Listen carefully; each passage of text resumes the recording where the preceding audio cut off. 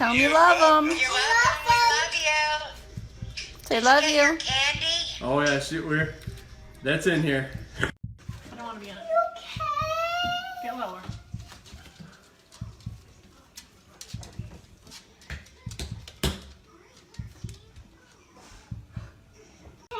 No candy, Mama. I don't have candy. No, Bella. Bella, you can't play with Mommy's lotion. So this is addiction palette number 5. She keeps stealing my makeup. I'm telling you, this is why I lose makeup.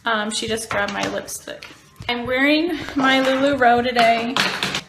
Sorry guys, I'm dropping everything because of this child of mine. Hence why I lose makeup, you guys. Bella seriously destroys my girls steal my makeup, and Bella particularly. Bella steals them and breaks them, as you saw her do in action today.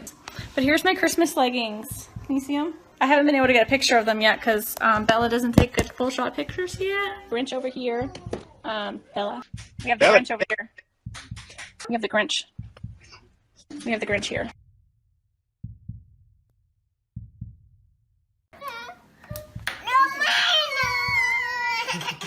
Girls. Oh, CC Bella. Okay. You want chocolate? No chocolate? If you want chocolate, you just get this bowl. You want this one, bigger one? We're gonna go. I love you too. This is the morning. This is why I love that I thrive.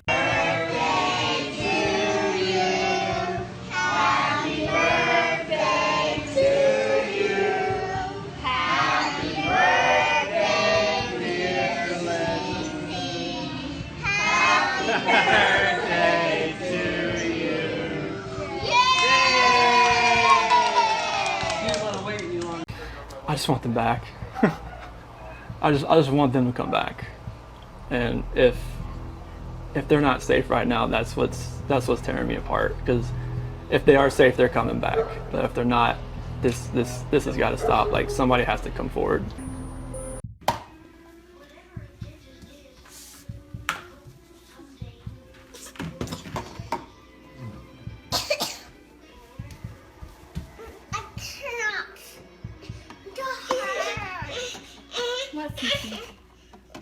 You can hold that.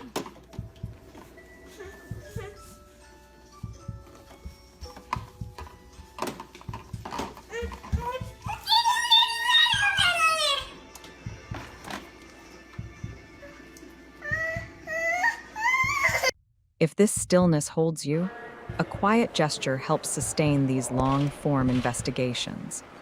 Taking a moment to like the video or subscribe allows stories like this to be examined with the time and care they demand, bringing hidden truths into focus, one layer at a time. Thank you for the words thank you for the words so sweet. Thank you for the food we eat. Thank you for the birds that sing. Thank you, God, for everything. Amen. Knuckles? Hey, guess what, girls? Mommy has a baby in her belly. Are you guys excited? Yes? Are you really excited? Oh my goodness. Come give me hugs. Oh. I love you, girls. I got the baby a hug. You want to give the baby a hug? I love you, Bella. You're so sweet. Give me a kiss. Mommy.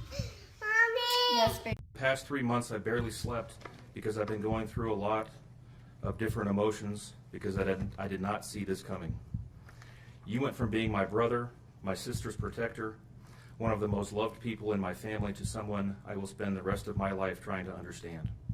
What gave you the right to put your hands on a woman, let alone my best friend, my beloved sister, your daughters, and your son?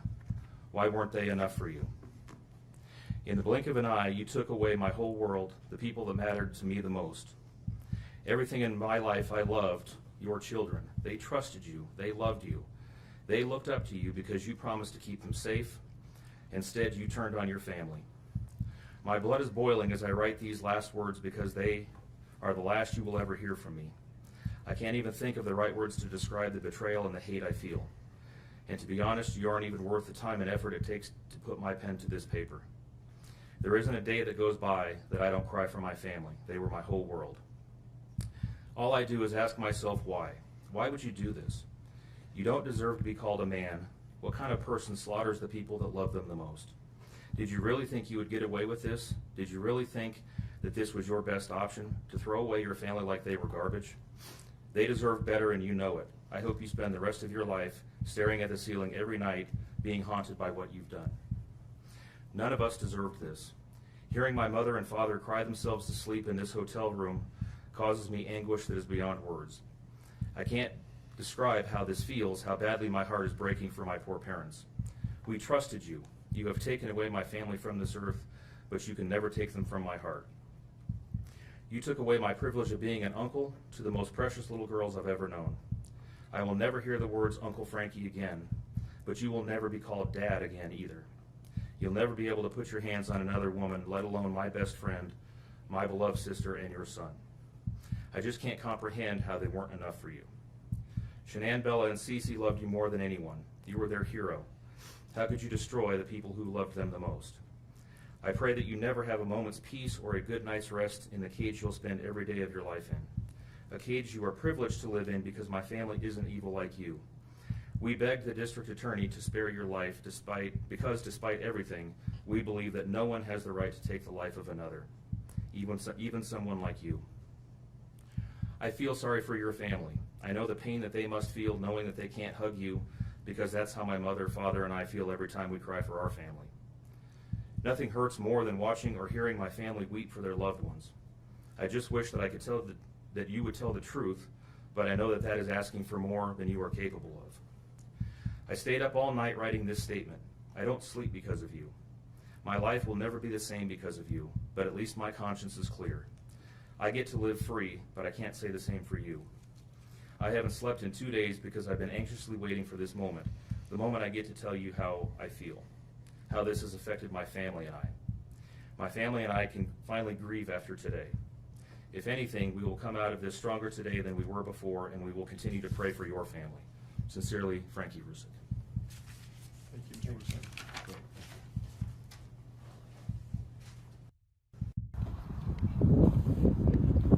You're doing a good job, Ella.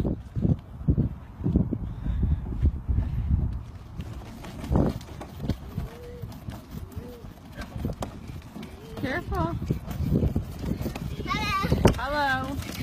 Hey, wait, we gotta stop. We're gonna stop before we go across the road. Look both Remember? ways. Look both ways. Your hair came out. Yeah, she pulled them out. Pulled him out. Hey, no car's coming. Hi, Cece. Careful. Careful, boo. Careful, sweetheart. This is how she does it. Cece, you having fun? Yeah, watch the hill, Bella. Get up this way. Ugh. That's all you do. Turn red. Alright. No running up the hill, remember, you're good. Hey guys, good morning, or I know for Colorado people it's good morning, good afternoon for everybody else. I wanted to come here live because today is the big day for the huge, our cocktail party is tonight where Product X is going to be released. We're super excited. We're heading to the pool right now, and then we have a massage today paid for by Lavelle. Today at 3:30. So Chris and I are super excited. So we're gonna get a massage after we lay by the pool for a little bit and maybe go to the beach again. And then we're going to go to the cocktail party. And we will be live there tonight. Cece play patty cake on Daddy's head. Yeah, she's gripping it right now. Cece play patty cake on Daddy's head. Go whack it, Daddy. Don't do that, Cece. Don't do it. Sounds kind of hollow. Whack it, Daddy. Don't Do spit. Don't spit on Daddy, please. Oh, that's a shower.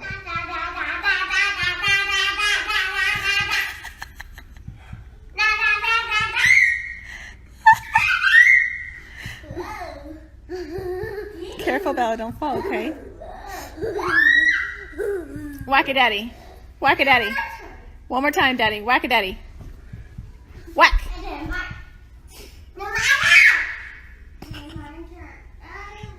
Objectively say that this is perhaps the most inhumane and vicious crime that I have handled out of the thousands of cases that I have seen. And nothing less than a maximum sentence would be appropriate, and anything less than the maximum sentence would depreciate the seriousness of this offense. Deputies, I would respectfully ask that you take this defendant into custody and have him serve the rest of his life in the Department of Corrections. We are in recess.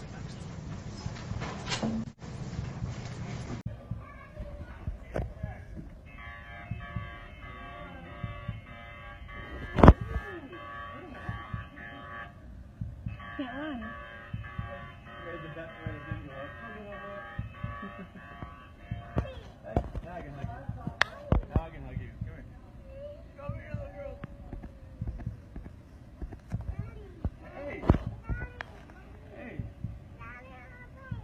Airplane. I know.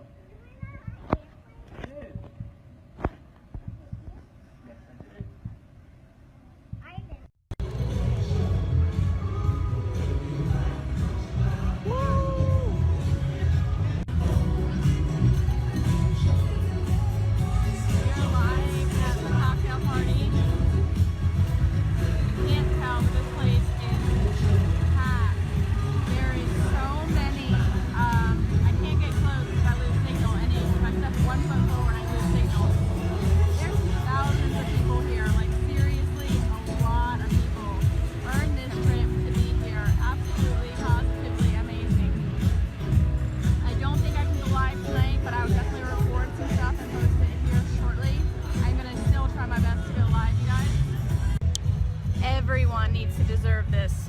Everyone. Absolutely everyone. Tell them how much fun it is. It's amazing. This place is nuts. It is phenomenal. We're gonna go have some fun. Get to hear what's coming out. It's absolutely exciting. We're super excited. We'll be back here live shortly, guys. Love you. I don't want them to really go in the ocean. I mean, Ready, set.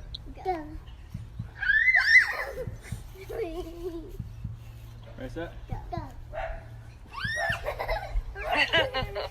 The pool opens in 2 weeks too. what's the degrees today? 85 the last I checked. 120. Wow. No, Cece. Yeah. CC, get girl. Oh God.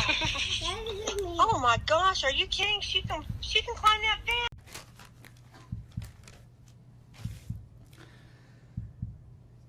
What I'd like to say to the courts that Shannon, Bella, and Nico are loving, caring people. They love life. They love being around people who love them. They always had good times. This is the first time they went to the beach this year, and they loved it. But God only knows what happened that night. Life will never be the same without Shannon, Bella, and Celeste and Nico. Had all their lives to live. They were taken by a heartless one. This is the heartless one, the evil monster, who dare you take the lives of my daughters Shannon, Bella, Celeste, and Nico. I trusted you to take care of them, not kill them. And they also trusted you. The heartless monster, and then you take them out like trash. You disgust me. They were loving and caring people. You may have taken their bodies from me, but you will never take the love they had from me. They loved us more than you will ever know. Because you don't know what love is. Because if you did, you would not have killed them. You monster. Thought you would get away with this. I don't know how. The cameras do not lie. You carry them out like trash of the house. Yes. I seen the videotape. You buried my daughter Shannon and Nico in a shallow grave. And then you put Bella and Celeste in huge containers of crude oil. You heartless monster. You have to live with this vision every day of your life. And I hope you see that every time you close your eyes at night. Oh, I forgot. You have no heart or feelings or love. Let me tell you something. I will think of them every day of my life. And I love them every day of my life. Prison is too good for you. This is hard to say, but may God have mercy on your soul. I hope you enjoy your new life. It's nothing like the one you had out here. May the courts have no mercy on you. It's hard every day. It hurts in so many ways. I have heard people say that you're not a monster. No, you are not. You're an evil monster. Thank you. Love you, Shannon, Bella, and Nico. Love you, Pop and Dad. And one other thing. And Shannon says she is super excited for justice today. Thank you, Your Honor. Thank you, sir. Position of trust with respect to the victim in violation of Colorado Revised Statutes 18-3-102, subsection 1, subsection F. Do you understand? Yes, sir. Count 5 alleges murder in the first degree, a Class 1 felony. It alleges that between and including August 12, 2018 and August 13, 2018, Christopher Lee Watts unlawfully, feloniously, and knowingly caused the death of Celeste Watts, a child who had not yet attained 12 years of age, and the defendant was in a position of trust with respect to the victim in violation of Colorado Revised Statutes 18-3-102, subsection 1, subsection F. Do you understand? Yes, sir. With regard to these first 5 counts, the minimum sentence that the court could impose if convicted is life imprisonment in the Colorado Department of Corrections, and the maximum sentence is death. Do you understand? Yes, sir. Let me also point out that pursuant to Rule 32.1 of the Rules of Criminal Procedure. Hey everybody! So I'm home with the family, and they're excited to try the new Pro Bars, and they came in, I think, yesterday. Mm-hmm. So we have cookies and cream, and we have lemon meringue. Who wants Pro Bars? Me. I do. All right, so do you guys want lemon meringue first, or do you want cookies and cream? Cookies. Cookies? I want that. You want the lemon meringue? All right, since I have this one open, let's try this one first, okay? Cookies and cream. And Daddy's gonna try it too. Yeah. Are you both? Yes, so everyone's gonna try Chris Crumb cookies and cream. All right, Bella gets cookies and cream, Cece gets cookies and cream. Ready? Ready? Set. You're the taste testers. Yummy. Is it yummy? What's it taste like? Chocolate. Chocolate. What else? Watermelon. Watermelon. What's it taste like, Cece? Chocolate. Chocolate? Uh-huh. Uh-huh. Is it delicious? Uh-huh. Daddy? Oreo wrapped with vanilla. It's nice. Oreo wrapped in vanilla? Mm-hmm. Is it yummy, Cece? Mhm. Mm-hmm. Is that good, Bella? I think they like cookies and cream. Okay, so let's try the lemon meringue. Hey, everybody. So, a little crazy over here. Cece loves the cookies and cream. You like it? Yeah, nothing. Good thing. Don't mind me. It's been a long travel day yesterday. Been cleaning, regrouping today. Hey, Jen.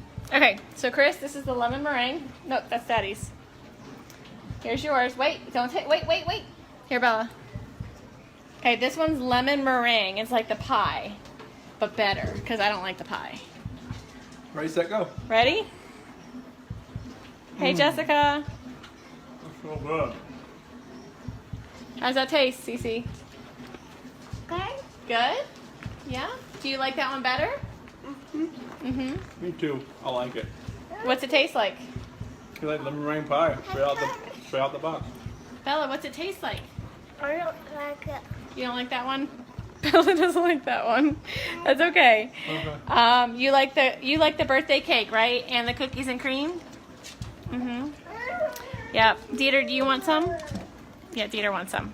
All right, so which one's your favorite out of all the Pro Bars? Hey, Wendy. I would say lemon meringue. Lemon meringue? What's your favorite, Cece? Birthday. Birthday? Mommy's favorite. What's your favorite? The cookies and cream? Wow. We have to keep 3 on stock. It's a good thing. How do I turn this around? It's a good thing that I have all 3 of the favorites in the house. Cinnamon rolls were sold out of it here at the house. You like it? I want dip and You want dip and ranch? You want ranch dip and chips? Jess, I have them all. I just ate all of the cinnamon rolls. Cece actually really likes the cinnamon rolls too. Look at Bella. Cookies and cream. You got Cookie Monster.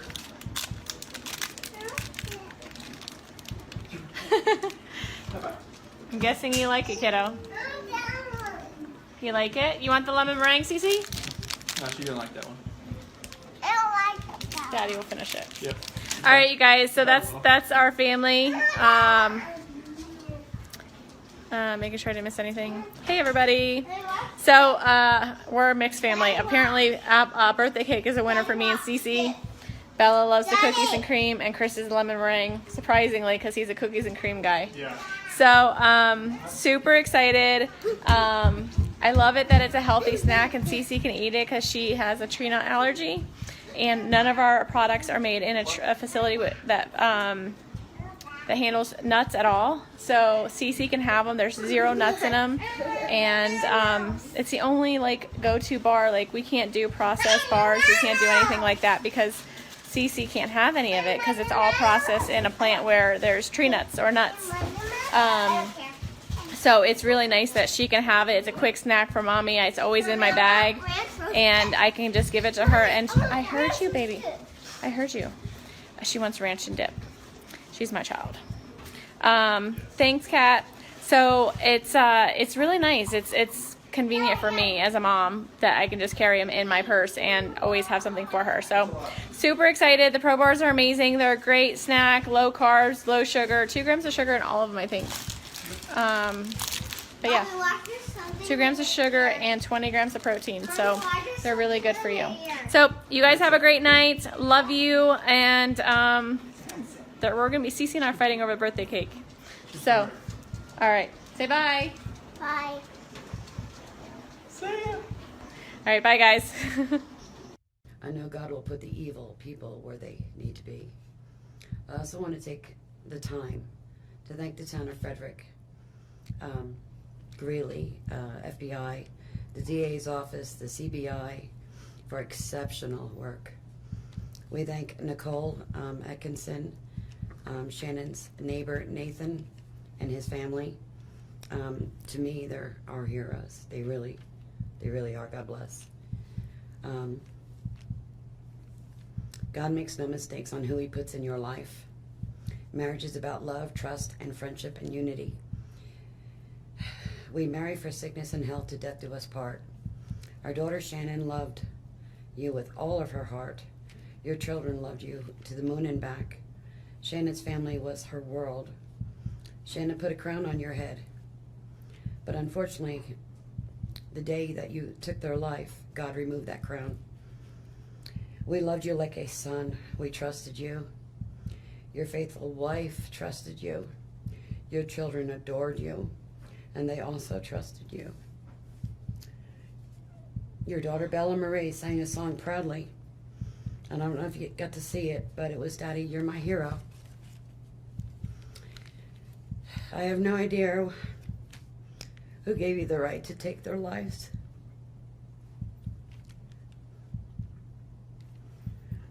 But I know God and his mighty angels were there at that moment to bring them home to paradise. God gives us free will. So not only did you take the family of four, your family of four, you took your own life. I want the world to know that our daughter and her children were so loved by us. There will always be protected by God and his mighty angels. I didn't want death for you because that's not my right. Your life is between you and God now, and I pray that he has mercy for you. From Shannon's mother, Bella Marie, Celeste Catherine, and Nico Lee's Nana. Thank you, Your Honor. August 18. So Chris, it's your house. You can go inside with us if you'd like, or you could stay out here. It doesn't matter to us. Doesn't matter. I mean, free reign, just whatever you got to do. Okay. Like I can chill on the decks on the side of the sun, but Okay. it's cool. All right. Whatever you'd like. How long have you guys been married? So we've been together 8 years, married 6 this year. Okay. And this is very unusual behavior? Yeah, we can get that dog out of here. Okay. She's gonna flip. There? Oh, that was. No, the doorbell, is that a ring doorbell? Yeah, like when you got a visitor, it does. But I don't think the speaker is on to where you hear it. Like by. Okay. I guess my question for you is, would it show her leaving with the kids? Did you have any alerts? If she came out here, yes. Like if. Did you have any alerts today with that? Just when her friends were here. Does it only record when the doorbell rings, or anytime someone? If you're like right here, it should just start. The proximity should hit up. Okay. And if you had anything on that today? Just her friends. And what time was that? 12:10 and about 10 minutes afternoon. Okay. But nothing between the time when she got here this morning? Like she got here at 2. Only thing this morning? Yeah, 2 o'clock this morning. Okay. Like 1:48 on here. And the only thing that was weird was that the garage door said it was left open after I left. And it might have been the sensor, but like my phone doesn't show when For your alarm? Yeah, it doesn't show if it shuts. And who's your alarm through? Vivian. Okay. But Nikki, her friend that came here about 12:10, she said the garage door was shut when she got here. Okay. That was the only thing that was weird. All right. Were you going to hang out there, or you want to come in here? I'll start here. Okay.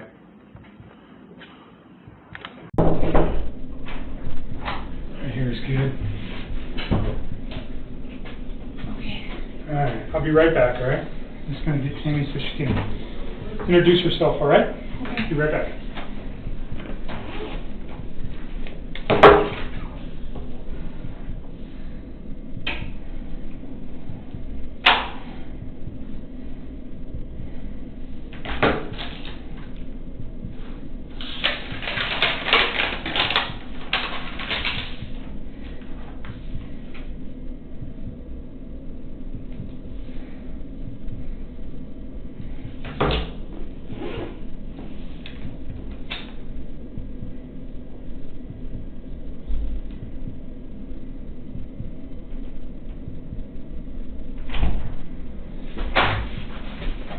You all right? Yeah.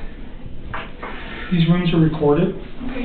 So anything saying here is subject to recording, just so you know. Okay. And you said on your text that you might have remembered some more stuff. Yeah. So let's do your phones first. I need to. They gave me a piece of paper to transfer my contacts. Wouldn't do it for me, but. You should be able to just put them on the iCloud. I don't know how to do this. They said to follow this app. I can't even find the app store on this phone. Is it Android? Yeah. So strange. I tried to transfer all the stuff from this phone to this phone last night, and started syncing up like old text, like stuff I don't even have saved in here. Or any of them from Chris? Yeah, a few, but not many. It's pretty short. There's like 10 or 12, and there's like a few from those days, but most of it is. Hi. Hello. Hey, Nikki. This is Yes. Tammy. Tammy. Come in, Nice to Stacey. meet you. There, I'm Stacey Galbraith. Nice to meet you.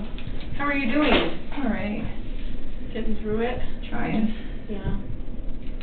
Stressing out. Stressing out. Yeah, you look stressed out. Did you get some therapy figured out? I'm waiting for you guys to get back to me on that, but I'm trying. It'll help. Yeah. Does Hazel need to? Yeah, we're gonna see if Hazel comes in. So Weld County's just.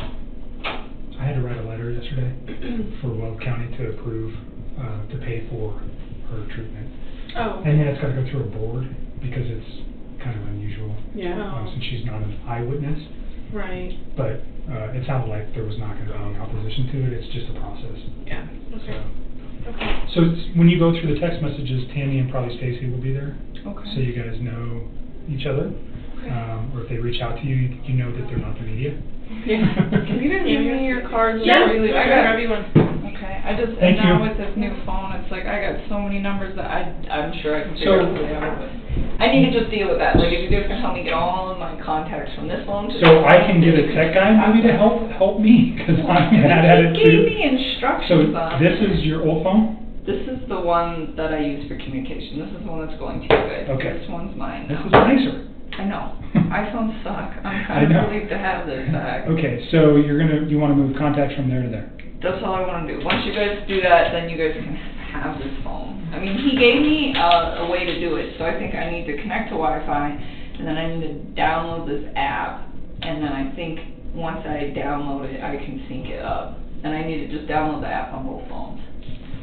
So let me get a guy who knows about Wi-Fi. Is your password still 653038? Yes, that hasn't changed. So that's going to be that one. And which one is getting all the new text messages? Your new phone? Mm-hmm. I've only got a few, and they're like, now I get what you're saying. Like they're out of order, they're scrambled, they're missing.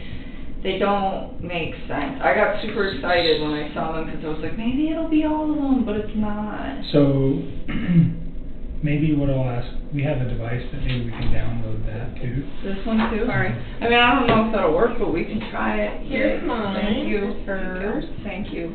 And then Kevin knows how to get a hold of us after hours, and then I'm going to do that too. I I'm gonna go appreciate get that. I'll be right back. Okay. I need to email him with these Oh, things. okay. Are you giving her a spare phone? Is that what She you has have? her own spare phone, but when she linked her accounts, a bunch of messages between her and Chris were recovered on her new phone. Oh, okay. So I'm gonna probably just celebrate it right now Oh, okay. on her new phone, so we don't have to take all her phones. Yeah, no doubt. Are you good in here for a bit? Okay. Do you want some water or anything? Please. Okay.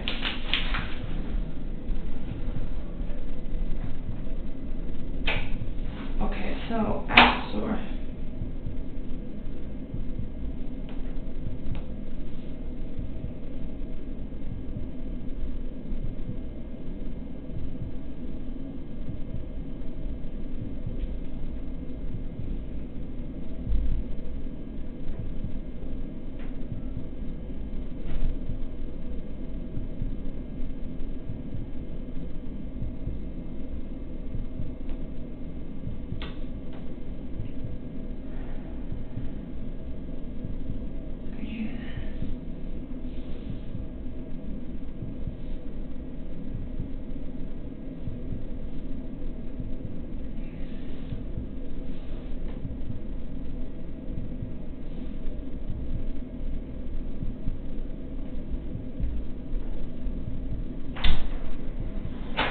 Water.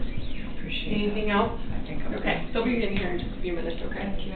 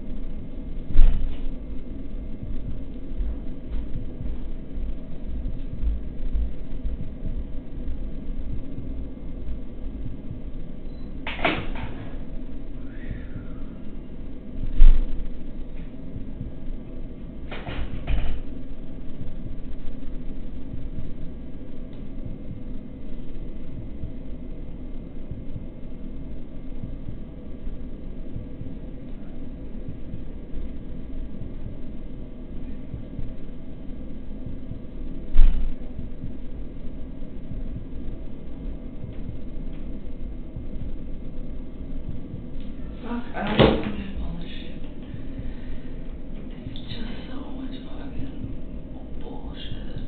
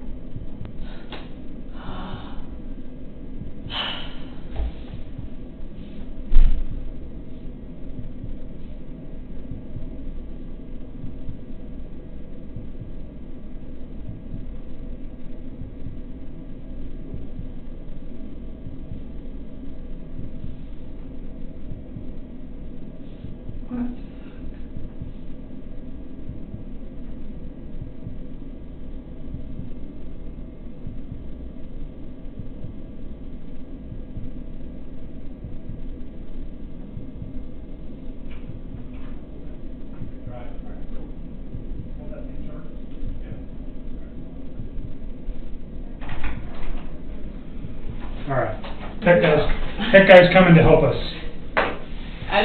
I would do it myself, but it's like there's so many different, I haven't used this phone in years. Okay. And like right now, So it's not very new? This is old. Okay. I haven't used this since like 2016. And so all these numbers on here are numbers of people I've gotten since then. What I don't want is with like the media and all this other stuff going on, is have a phone just full of unknown contacts. Sure, I get it. Like, so he's going to come over and turn your Wi-Fi on and figure out how to move.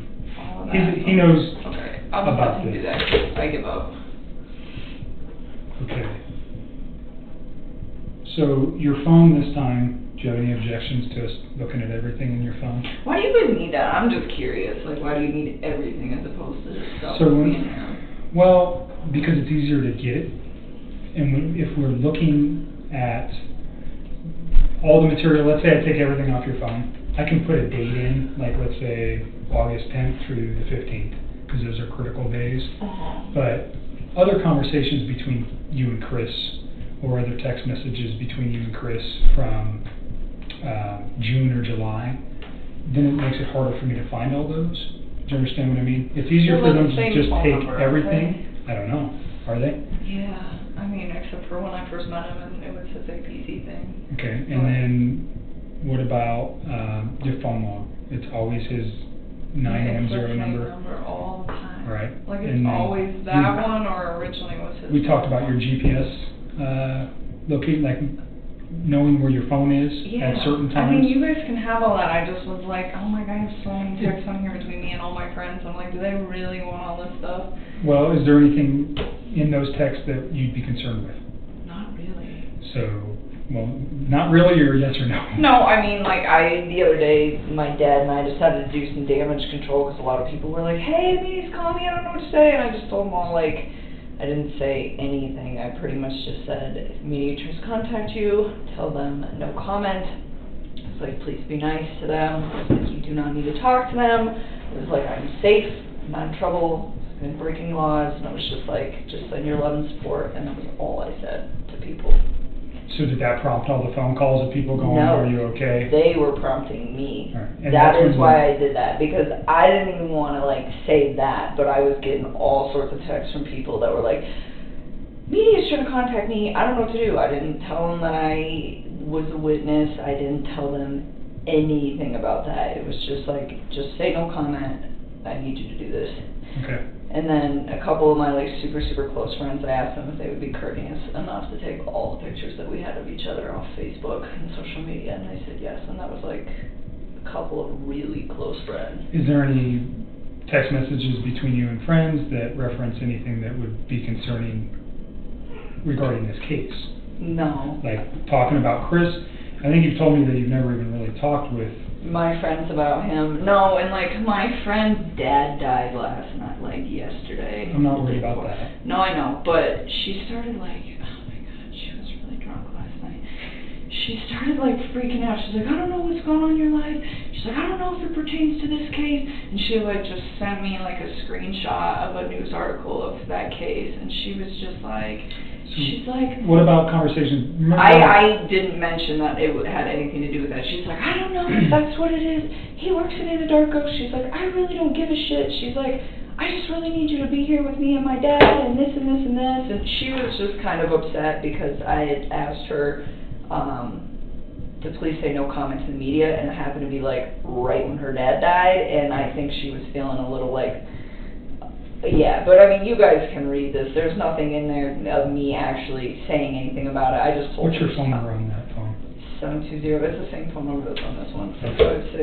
656-9605. So no, I mean, you guys can look. So there was a conversation that I asked you about between you and Charlotte too. That's the same girl.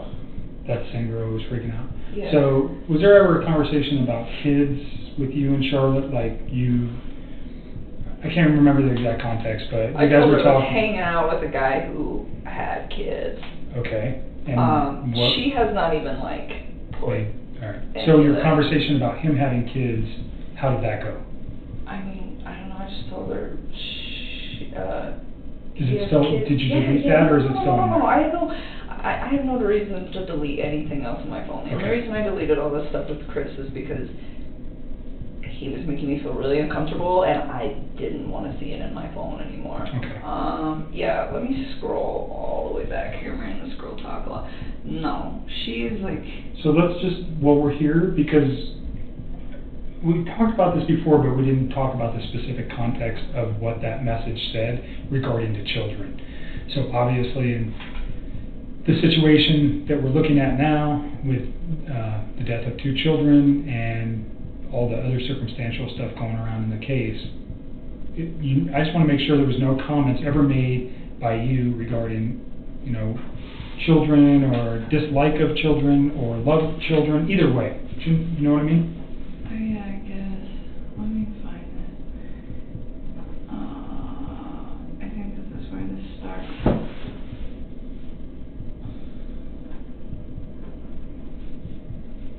You guys can just take whatever you want out of there. So it's easier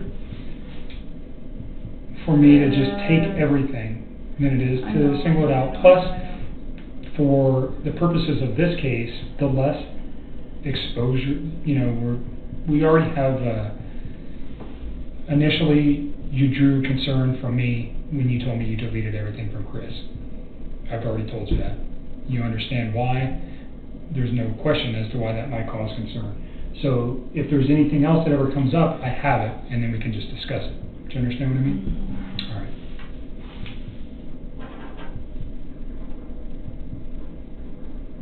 It's right here. This is where it starts. She starts right there. She starts talking about her and her fiance. So that was like weeks ago.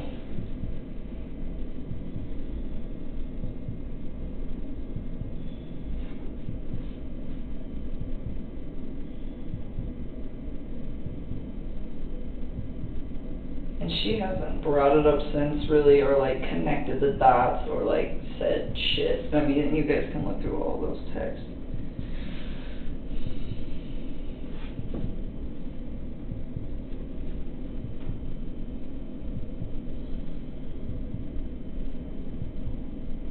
And I don't know when that was. That was definitely when things were going good. So this is like weeks prior, I'm just assuming. I think the date is at the top of whenever we started texting that day. Looks, this is... We talk a lot. August 7th. Yeah. So, I reference everything to Sunday the 12th.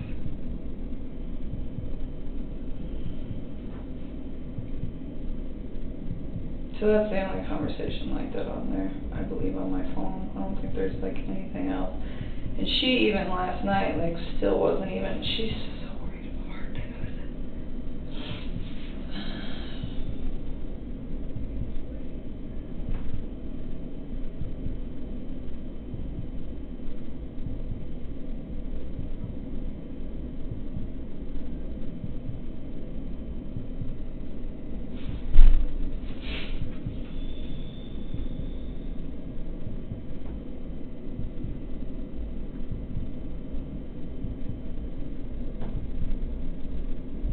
Other than that, there shouldn't really be anything on with other people. But you guys can just pull everything off that phone if you As long want. as you're okay with that, that's would be I mean, my if that preference. makes your life easier.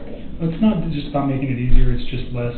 So if there's any question, like I told you before, like the two girls you just met did a lot of interviews in this case. They've done a lot of work. They may know things that I don't. There's no way we can all know everything. So they might go, oh, because somebody else is the one who told me about Charlotte and this message. So I've never read this. Well, that's probably why. Potentially, I'm assuming that that's what that is. Because I said his name. And I don't even think she's put two and two together. Because last night, it was just like the way she was talking. She wasn't like, this is him, this is it. She was like, I don't know what's going on. I just assume this is it because this guy worked in Anadarko, but she is not even like processing.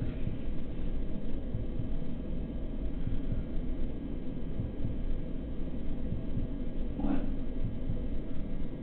is occurring?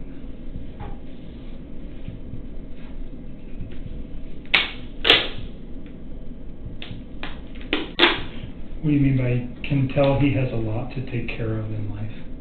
What did you mean when you said that? He has a mortgage and he has kids. Okay. And responsibilities. I mean, he's a father with a house.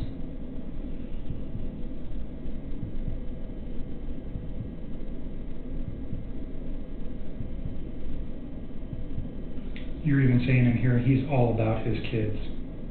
Yeah. And she was like asking me somewhere in there, like, I mean, everything I had to say about him at that point was like really positive. Like, I think I made it clear that I wasn't like 100% sure this was like the man of my dreams and I was going to spend the rest of my life with him or anything, but I was enjoying the time that I was spending with him at that point. You're referencing that he has two kids and then you don't like that because you want to have that experience with somebody else? Is that what? I just said I wasn't sure if he was the one that I wanted to be with because he had already like done everything. Okay. Like I was like, it would be really nice to kind of like have kids and have my own marriage and all of that stuff. That was never anything I conveyed to him.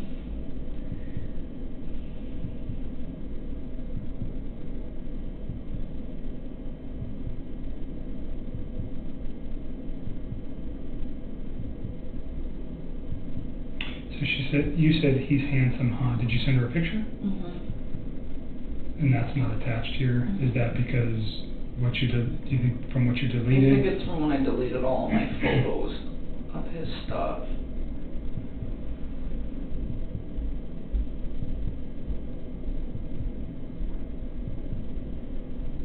He's kind of short.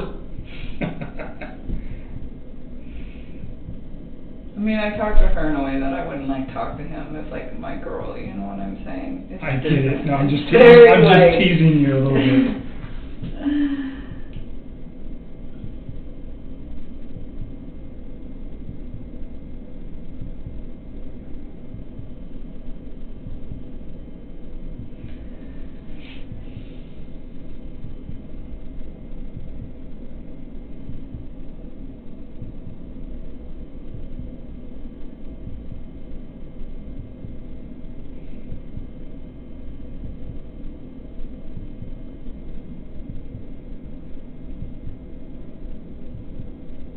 So now you're just talking about shoes and other stuff.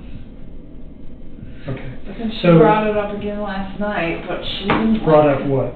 that Chris? case, but she didn't like connect the dots. She was like freaking out, like her dad just died. And she was really upset. She wanted me to come see her on Saturday because it's his wedding. So unexpected.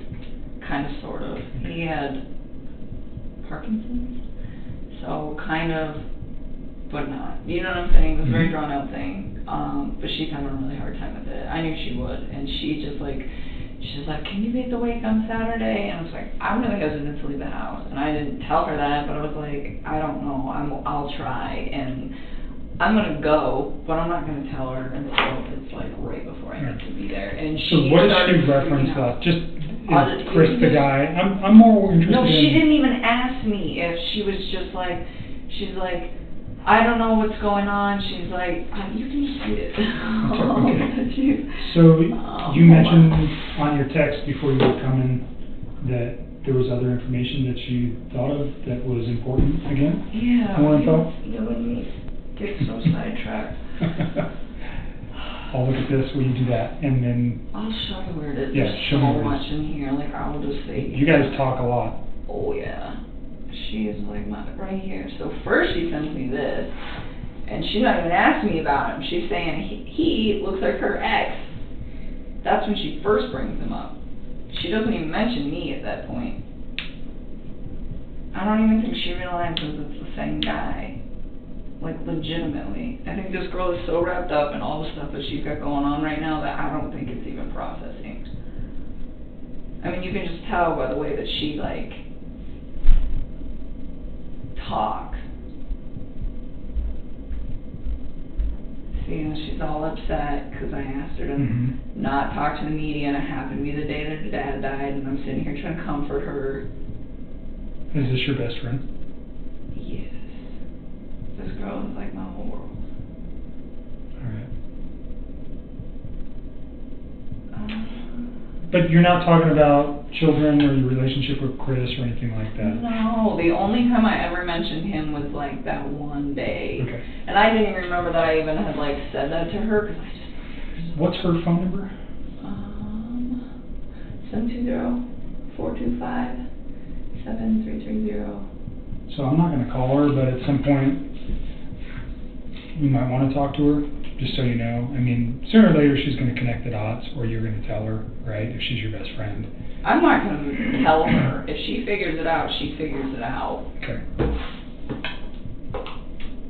If we were going to talk to her, I'd let you know beforehand. Is that fair? Yeah, just so I can give her a heads up. Yep. And she apologized to me, because she was being kind of crazy last night. She was. So tell me about the new info that you remembered. Okay. See right here. Hold on. She says, look, man, I know you work at Anadarko. He did too. I know he murdered his wife and kids. I know he was a dog. I know you're my best friend. I know you have a good heart. I know that that guy needs to go to jail, and he will. I know you don't want publicity, and neither would I. I know that as a witness, if you say anything, it can cause a mistrial. I know you don't want that, neither do I. Fuck the media. I want my best friend here. I never fucking said anything to her about a trial.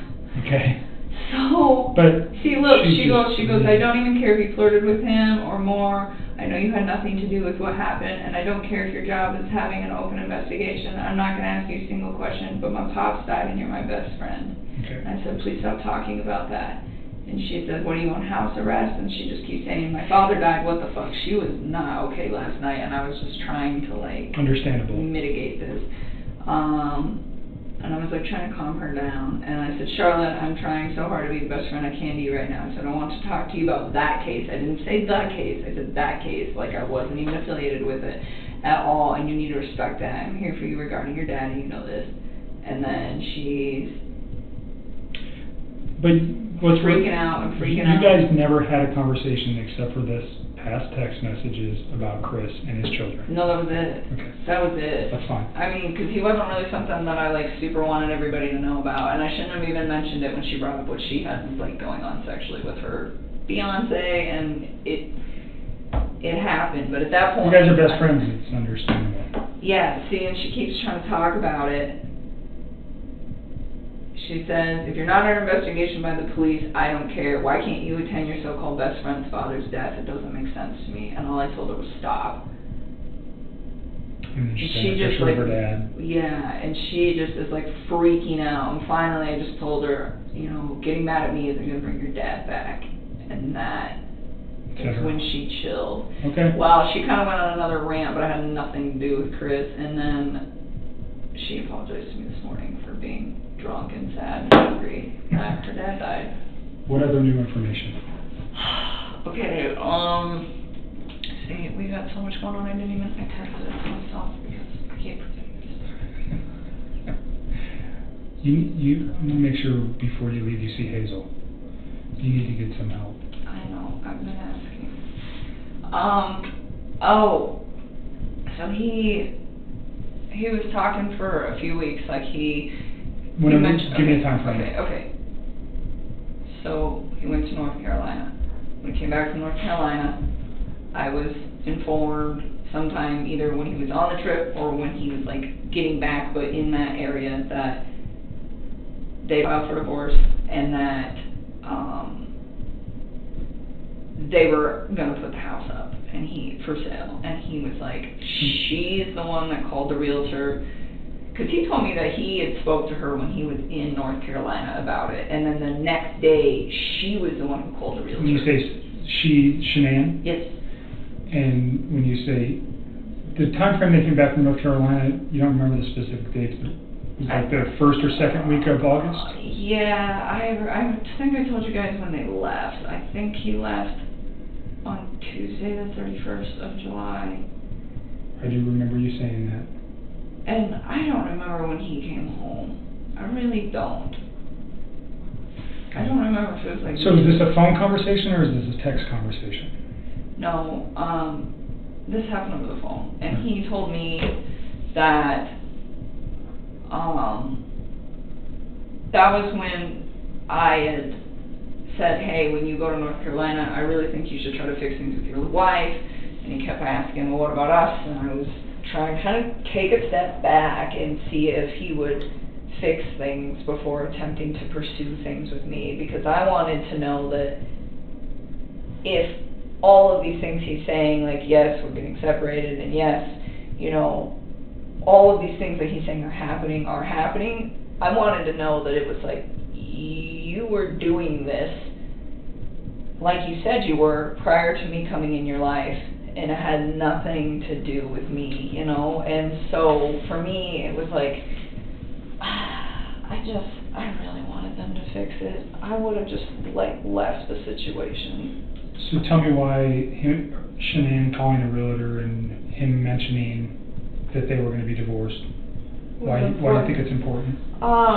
Because so after that, he was like, she's the one who called the realtor. And I remember I was like, damn, that was fast. Because I knew he told me, like, we were going to put the house up. But they said, he was like, we didn't know how much to offer for it. And we were kind of trying to find somebody. And it, like, so for the first few weeks that I hung out with him, he kind of, like, dragged his feet on, hey, this is happening. And then after North Carolina, he's like, yeah, she wants to put the house up. She's the one that called the realtor. And I was, like, kind of taken back, not necessarily at the speed of it, given how long he said that they'd been separating, but the fact that she did it like the day after he supposedly sat down and had a conversation with her about, hey, do we fix this or do we not fix this relationship?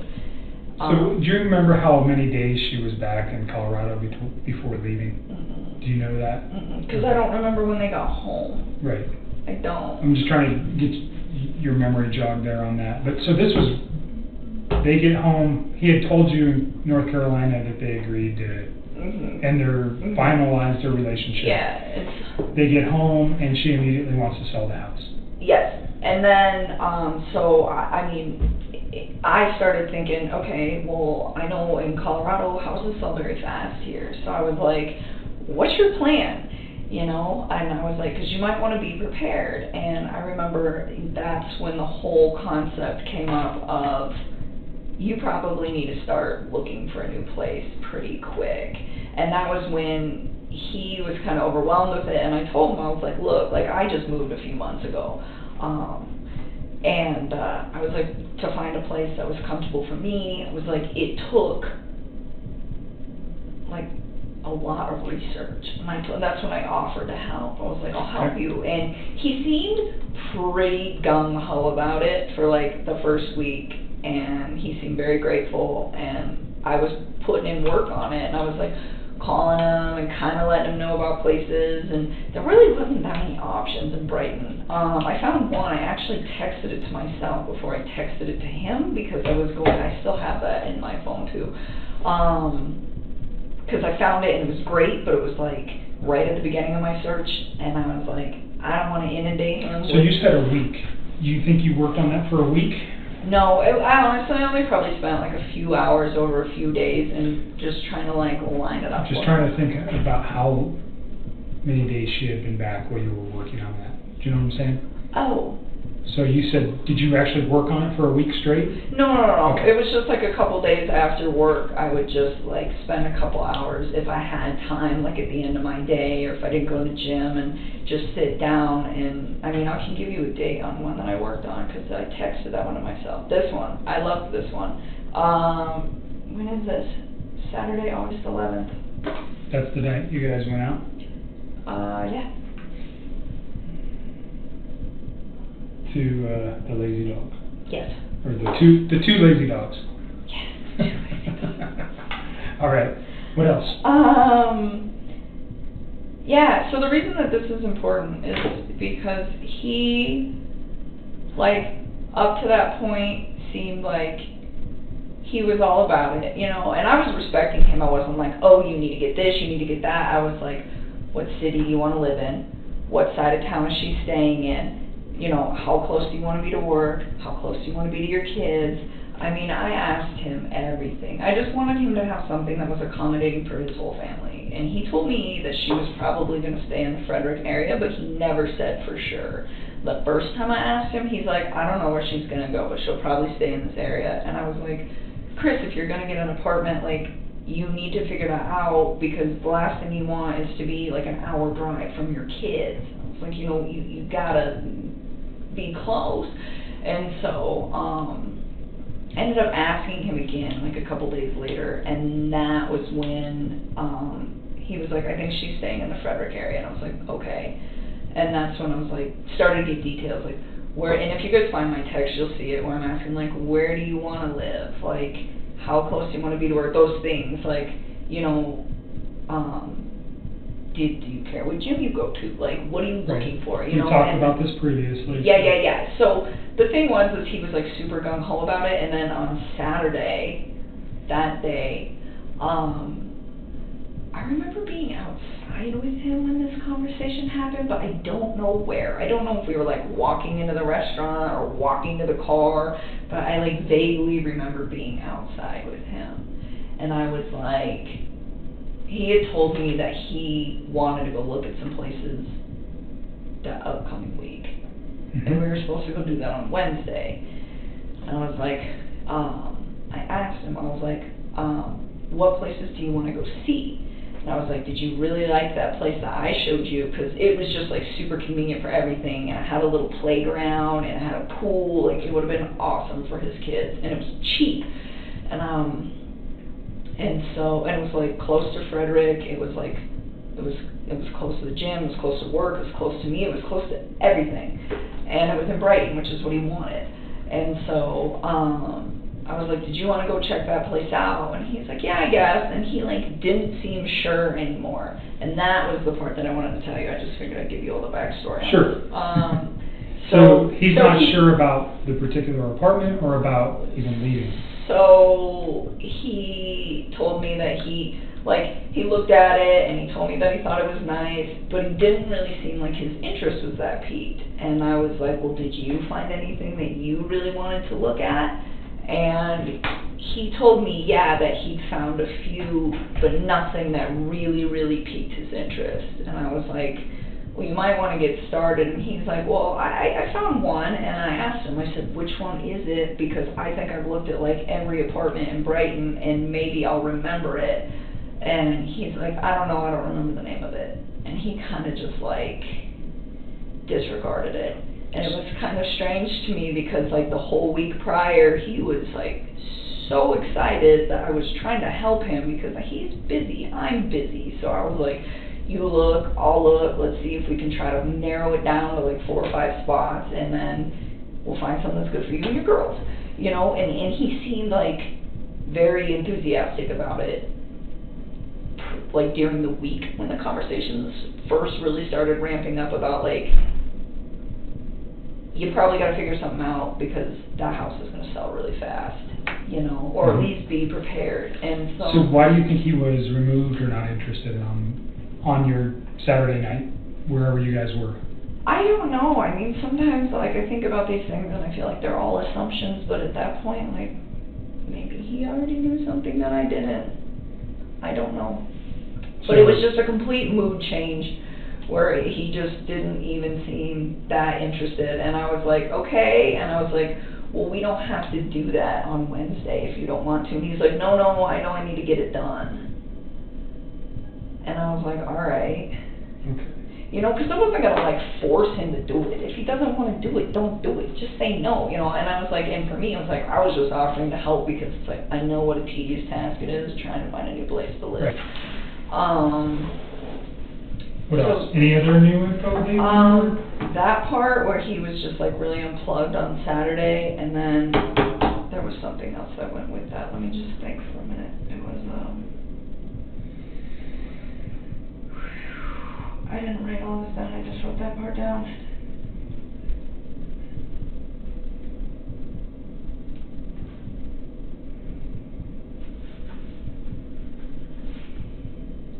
I can't believe I can't remember all this stuff. You remember so much stuff already. Slowly comes to me all the time. Well, some of this stuff is just things that you would never think about. And now that I'm like, hindsight's 20/20, right. I'm like starting to go back. There was something else that happened on Saturday that had to do with all of this. Think about it for a minute. I'm going to see if my tech guy has his equipment charged. And we'll get your phone taken care of. Okay. So, again, I'm going to have you sign this voluntary consent. Yep. It's the same thing that you signed in Thornton saying that, you know, I didn't threaten you, intimidate you, you have a right to say no. I want you to read the document again. We're going to take your phone, we're going to use a program called Celebrate. If you go to your phone store, that's what they use. Sometimes they used to do this, they used to move your stuff back and forth. It's the same thing.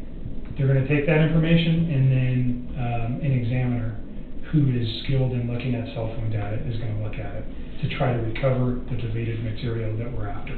I hope that they can get the deleted material is what I'm after. Obviously. I know it is. I feel so bad that I did that. I didn't even, honestly, like, that's not even what I was thinking about. I was just so, did not want, like, any presence from him. So you're okay with us doing just everything? Just take the whole phone. Awesome. Just take it.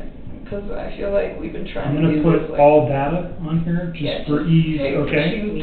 So read that and make sure you sign it, that you understand that we're going to take all the data. Once I have all that stuff, I'll get your phone back to you.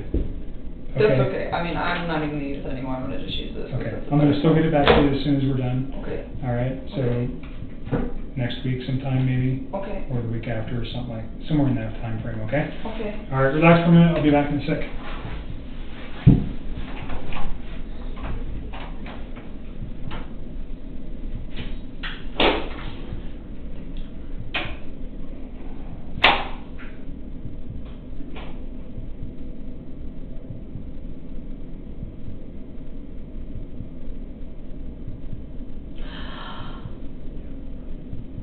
I got it.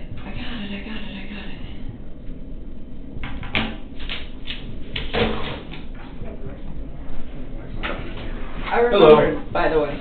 I got it. Remembered what? In my head, what I needed to tell you. Okay. Okay, so hi. Hi, I'm Matt. I'm Nikki. Nice to meet you. Hello. So this is my original phone. Okay. That these guys would like to have. Mhm. I have a lot of contacts on here that are not on the phone that I'm currently transferring to. Okay. Like a lot of them. Uh-huh. I need some of them. Right. It would be greatly appreciated if we could get the contacts from this phone to just go to this phone so that all the text messages and everything have like names and things Right. linked to them, Okay. so that I can. That's all I want to do. And I went to Verizon to switch to this phone, and all they did was give me this little sheet of paper to follow, which seems very simple, and I'm usually pretty tech savvy, except for the fact that I can't get the App Store to work on this phone, and I can't get the Wi-Fi to work on this phone. Okay. So that is the dilemma that I'm in. All right. But if you would be so kind as to just think that up, then I can give them what they need, and that I am not good on phone things. I'm usually pretty tech savvy. After working in the oil field, you gotta get creative out there. Because they have technology, but you're like in the sticks. So everything wants to malfunction. So are your contacts on this phone synced to the cloud, to iCloud? I don't know. Okay. I mean, some messages came over, so I assume that everything is, but I don't really know. So maybe I'm not as tech savvy as I thought. What'd you remember? You just said you remembered something besides that. Were you? Oh, you want to have a conversation right now? He's an agent. He works with me.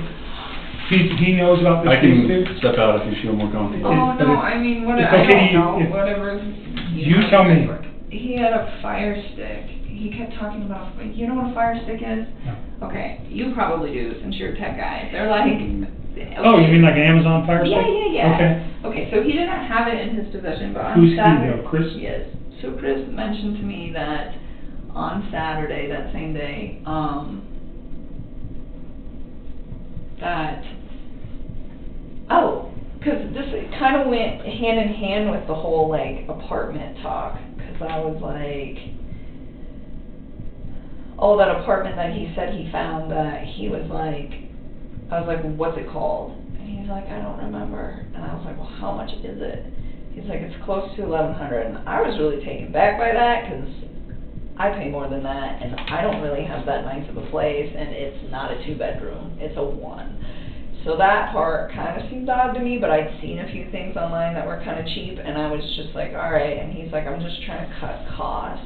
And I was like, that's cool. Like, how else are you doing that? And it was just out of curiosity. And he's like, well, I decided to get rid of cable. And I was like, okay.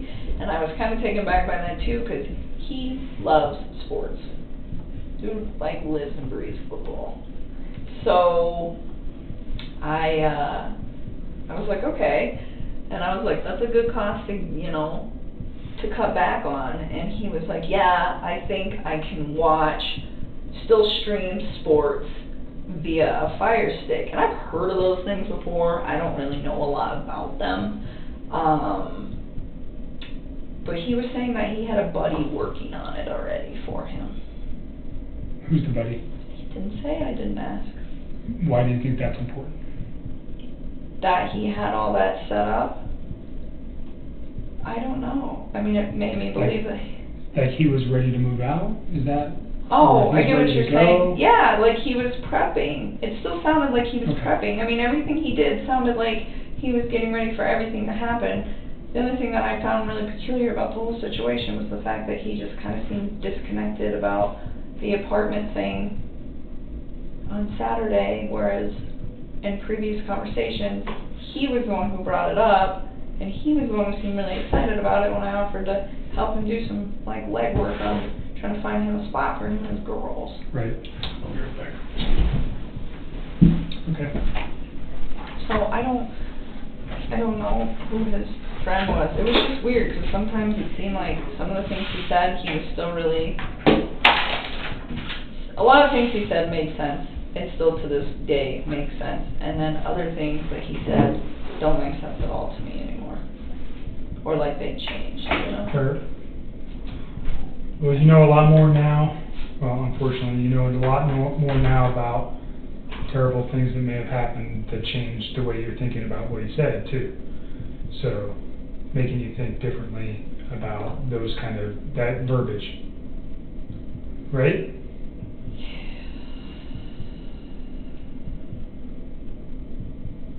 Definitely. Okay. So, I think we've talked a lot about a lot of different things. I hope I'm helping you guys. You certainly are.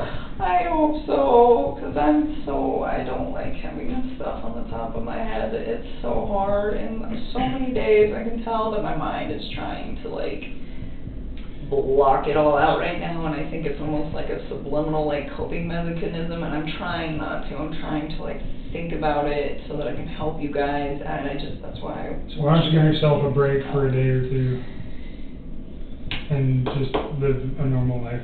Stop thinking about this stuff for a day or two and then revisit it. Maybe that'll help you, because you look like you're tired again. I lost my job yesterday, so that's where that comes from. You lost your job with the geosciences place as well? Okay, sorry to hear that. I think you mentioned with your skill set, though, you should be easily employable in another locale. I don't know. I hope somebody hires me. I hope people don't see my name on a resume and just not hire me. Well, your name hasn't even made it in the papers yet. Not yet. So, remember you said that you had some locations you could go out of state? Maybe, yeah. I don't know if that's what you're thinking or whatever is going to work for you. Yeah, I'm thinking a lot about all of that. It's just a matter of timing and trying to figure out when to do it. Hesitant to do it all too soon and then have to do it all over again. Tell me the name of the geosciences company. I forget. Tasman, that's right. I think I was just so bummed because they told me that they would keep me, and then they called me back and let me go, and I was just like, man. So did they essentially fire you, for lack of a better term? And that was yesterday? Yeah. They said they let me go because they hired me to do a contract job, and now that contract was over. It was unfortunate because Anadarko actually offered to pay me for a while, and Tasman said no. So I just wish they would have been honest with me in the first place, but it is what it is. So now you're out looking for a job too? I haven't even started doing that. It's not even like a priority to me at this point, but it will get dealt with. So yeah, so I need Hazel to help me out with his lease and sell my truck and change my entire life, and hopefully somebody somewhere will give me a decent job and give me a chance and not judge for all of this whole disaster. So that's why it's... You said Hazel was helping you out with some of your lease stuff. All right. So yeah. When we're here, I think she usually comes in the afternoon today. So we'll check with her. Hey, I think Matt just went the other way looking for me, but he'll come back eventually. Awesome. Yeah. So you must want this for something. Probably charge my phone instead. I didn't charge it last night. I charged it. This one? Yeah. Here. What's this? Oh, this is the Verizon call logs?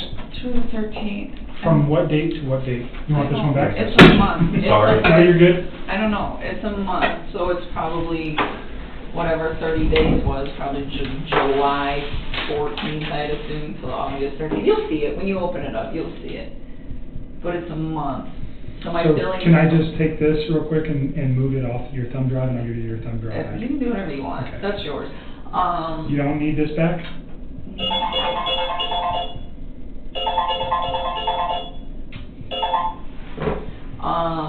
No. I mean, you can give it back if you want. Yeah, I'll just go download this to my computer real quick. It's a month. It ends on the 13th, and that's why I was saying when they bill me next month, then I can give you the 14th and past that.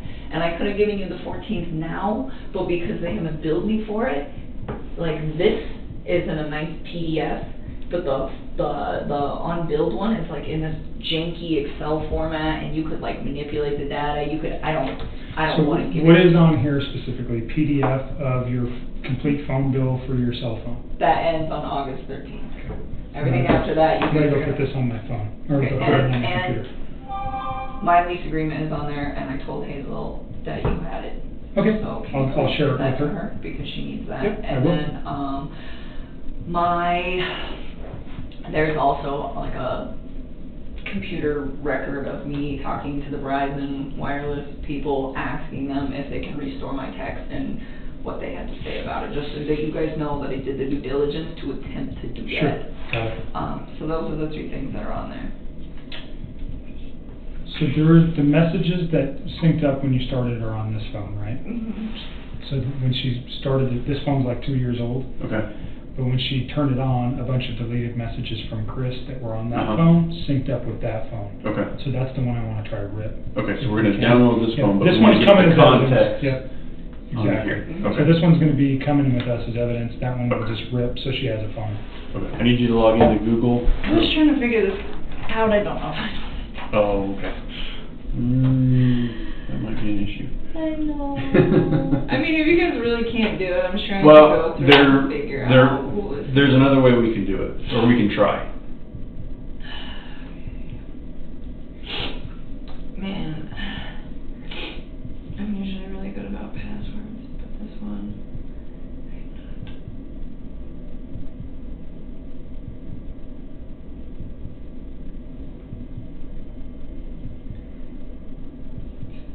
I don't know. I really don't. I was Okay. messing with this before you walked in here. Okay. And that's the only way you can download apps, right? Let's do this. Yeah. I mean, I'll have to figure I'm it out. not an Android guy, so I don't know. I don't know. I haven't used the Android phone in like 2 years. Okay. I guess I'll have to figure this out. That sucks, but it's okay. I Well, mean, there's another thing that we can try. sorry for Nope. the inconvenience. Did you have a text message on? So when I looked up to I mean, Wi-Fi, I think you got a couple more extra. oh, I got these. Yeah, this came in on my other phone. This was like right when I transferred.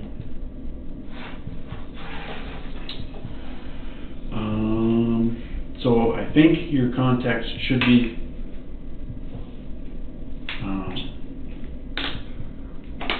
connected to iCloud now, so you shouldn't lose them. And we can try and use the machine that we use to download the phones can also transfer. I've never done that, so I don't know how it's going to work, but we're going to give it a shot. Okay. That would be so nice, because I was looking at these messages and I was like, oh my god, like, don't know. Right. I mean, again, I'm sure I could figure it out pretty quick if I read the text. Look at them. Yeah. They're all different. Okay. And so you would just save me a lot of time and stress. Okay, and then we're keeping this one, Yes. downloading it and giving it back. Yeah, and then this one I think he only needs one number off of, and that one you guys are taking everything. Okay, but we're keeping this phone, right? Yeah. Okay. That's yours. Okay. Thanks. Alright, let me go see if I can transfer the contacts. Do you want the wall charger that goes up? I'll just put it here so I don't forget it, but I don't need it right now. I will be right back. Or in a little bit.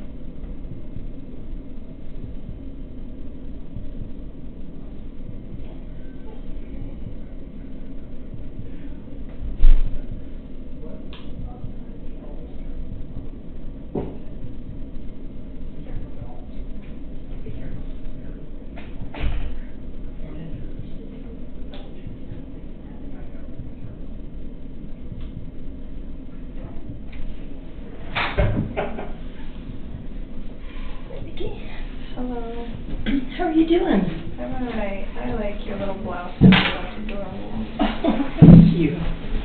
Thank you. So, I don't have too much time. I just want to say hello. Oh, how you doing? Alright.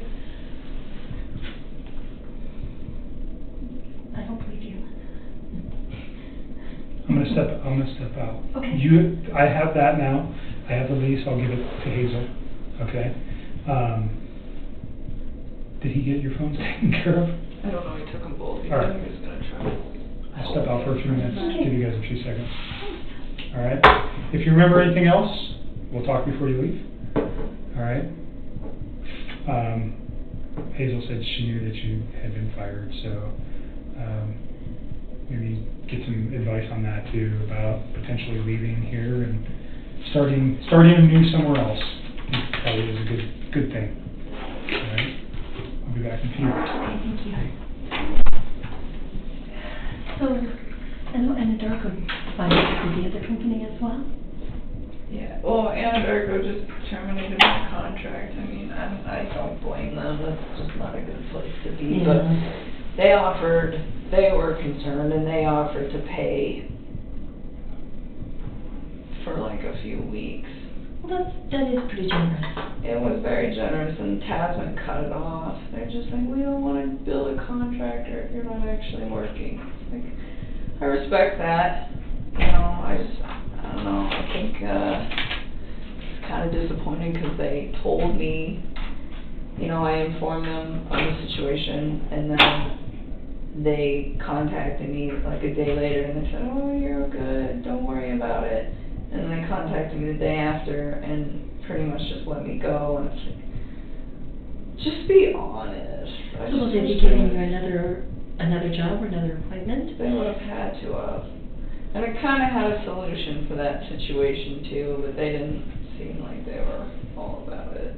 So, I mean, it is what it is. I've only been working with them for like 4 months. They don't really know me that well. At Tasman? And so are they saying that your contract with them is also terminated, or that you just aren't working in Anadarko anymore and they'll find you another position? They told me originally that if I wasn't going to work in Anadarko, they'd find another place to put me. And then they came back yesterday night and said, since you're not, we hired you for the contract with Anadarko, and since your contract with them was terminated, we're letting you go. Okay. Did you call the person whose name I gave you at No. Daily? I've spent all day trying to do stuff for these guys, so I haven't had a chance. I think it might be helpful just to talk to him and see what he has to say about it, and see if there's any, you know, he'll probably ask you what your contract with them was and ask you for some more details, and see if there's any way that legally he can help you out, or if he can create some sort of mediation or something like that, or at the very least negotiate a positive referral to another agency or something. I mean, they told me they'd give me that. He seemed really taken back when I asked him, but I was like, can you at least give me a positive referral? I mean, I did great work for those guys. Mm-hmm. They're definitely going to miss me being on their team for sure. And he was like, yeah, I'll do that. I was like, okay. I mean, I didn't really know what else to do. This is like one more thing on my plate right now. I don't know what to do. I don't think anybody's gonna hire me. Well, I think that right now, what you need to worry about, it sounds like you have a really good supportive family, and people that are going to help you get through for a few weeks while you're looking for work. So I think right now we need to just concentrate on getting your lease situation worked out so that you don't have to worry about carrying 2 places, and getting everything worked out with victim comp so that you can get started into some therapy. Yeah, I still just don't think anybody's going to hire me. Like, as soon as my name's in the media, like, why would you do that? Well, it hasn't been yet, and it doesn't mean businesses won't necessarily, the hiring agents won't necessarily have watched the news or known those things, and if they do, I think you can just explain to them that you're doing everything you can to cooperate with law enforcement. You'll do what you can to have it not impact your job, and, you know, your work at both Anadarko and any place else you've worked prior to that is a good testament to what a good worker you are. that through all this, you kept going to work, you kept doing your job, you were responsible towards your agency, you informed them about what was going on, you did everything you needed to do. I just don't think people are gonna hire me. I have a feeling that trying to get by for the next like 5 or 10 years is about to be real rough. Okay, well, I think that thinking that way is going to be a little self-defeating. So let's try to take care of what we can take care of and try to build things up for you so that you have the most positive prospects for the future. So I mean, I just don't even know where to start. Like, I have friends that can give me a referral, but what I don't want to do is have my friends give me a referral and then they see the news and then they are very taken back. And I think some people would be kind of upset if I asked them for a referral prior to the news breaking. I almost feel like waiting till it breaks to like try to approach people. Well, have you tried thinking about like a temporary agency or someplace?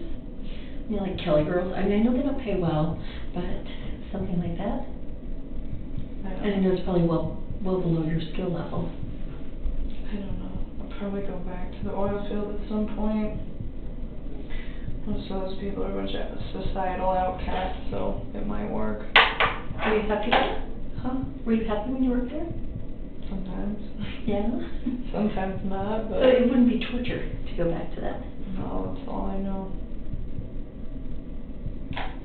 Well, it sounds like that's a good fallback, at least until all this gets resolved a little bit. I mean, if people hire me. It's hard to get a job out there as it is because I'm a woman. Yeah. I don't think you can do it. Well, you have a history that shows otherwise. And that goes a long way.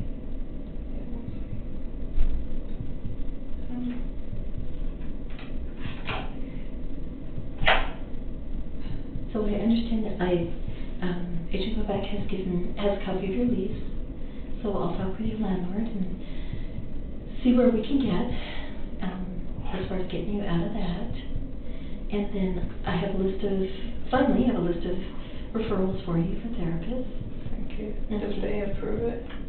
They haven't yet, but they said they should by the end of the day or early tomorrow. They just have to go through a procedure. You know, it's the government. Everything has a procedure. So it's just going through the procedure. But you could get started in the meantime calling the therapists and just doing little interviews with them. You know, like we talked about, just making sure that it's somebody that you feel confident with and that you feel comfortable you can say anything to. Understood. And then I would also ask them, just because I know you have a hard time sleeping and I know that this bothers you all the time, that you could wake up in the middle of the night having some issues, you want to also talk to the therapist about what kind of after-hours support you could get. You know, do they have an emergency line or somebody that you can talk to if it is 4 o'clock in the morning and you haven't been able to sleep all night?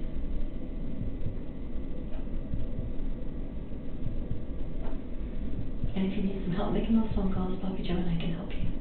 Thank you. Okay. Sounds like a plan. Just keep doing everything you need to do every day. There's nothing else to do. I know you're feeling pretty overwhelmed, and it just seems like it's Getting piling up. Piling up. Yeah. And you know that we are here for you. So you do have support. Yeah, the media came to my house, left a letter, like old crinkly envelope and a piece of journal paper that was all crumpled, handwritten in chicken scratch. Like, oh, I went to today's show, you should call me. It's like, why would I do that in the first place? But even then, like the lack of professionalism that my family is seeing from these news reporters is absolutely ridiculous. And you're just ignoring them. Yeah, I mean, they don't have my phone number yet. They still haven't found it. Well, that's good. And you're not at your home. No. And your dad's pretty good about saying no and walking away. So. Yeah, they're contacting everybody, but so many people reach out to me. The media called me today. And, you know, all they have to say is that they don't know anything about it and they don't have any comment. That's what I told them. Just I don't want to talk to you or whatever. No comment, or you don't know, and I was like, you don't want to talk to them. It's like, you don't have to call them back, you don't owe them anything. Like, just send me love and support. I haven't said anything else. I don't really know what else to say. No, that's good. But I had to do it with a lot of people, and it wasn't something I wanted to do. I was trying to avoid that situation, but I've just been like inundated with phone calls and texts about it, so I was like, alright. Talked to my dad, and I was like, do we do damage control on the rest of these people so that they're prepared or not? And he was just like, yeah, we'll do it. So I just called like my closest friends, and I didn't say anything about the case or that I was a witness. I just told them, it's like, hey man, I need you to do this for me. Like, me comes to your door asking you questions, just tell no comment. Please take all the pictures that you have of us off of social media, and I love you, and I'm safe.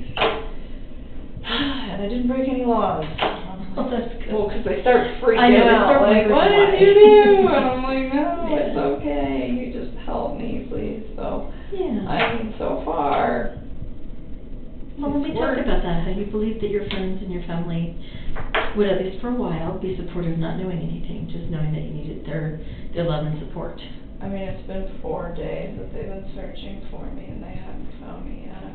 I'm sure they will eventually, but I think 4 days it's not a bad start. I think you're right, and they still haven't found my phone number. And you do have a plan. You know, you have the plan to just say no or to hang up, don't answer the door, don't answer the phone. You'll have caller ID, so you know if it's your family or your friends, and you have a voicemail that they can leave a message and just say what they want if it's family. Everybody else you can just ignore. You don't have any obligation to talk to any of them. Right. That's pretty much where it's at. It's just like one task at a time. Every day do something else. But I'm here, and they got my phone, so hopefully they can get what they need. Good. Hopefully it will help. I'm just trying to do everything I can, but at this point, it's like I don't even know what to do anymore. I just like really want to just start taking care of myself and not everybody else, and I feel like it's just not happening. Well, I think that's all you do have to do right now is take care of yourself. There's really no one else that you have to take care of right now. You know, let your friends, let your family take care of you. Let them offer you support. You're doing everything that we've asked of you, and you just need to now take care of yourself and get yourself through this. And let your family support you, and let your friends support you. You don't have to take care of them. You've done what you need to do for them. You've told them, I'm in a situation in which I just need you to support me, unconditionally support me. And that's all the taking care of them that you need to do right now. There'll be plenty of time for the rest of your life to take care of people. Right now, you just need people to take care of you.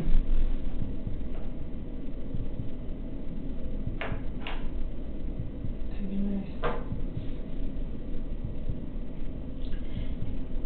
I know I've asked you this before, but I'm going to ask you again.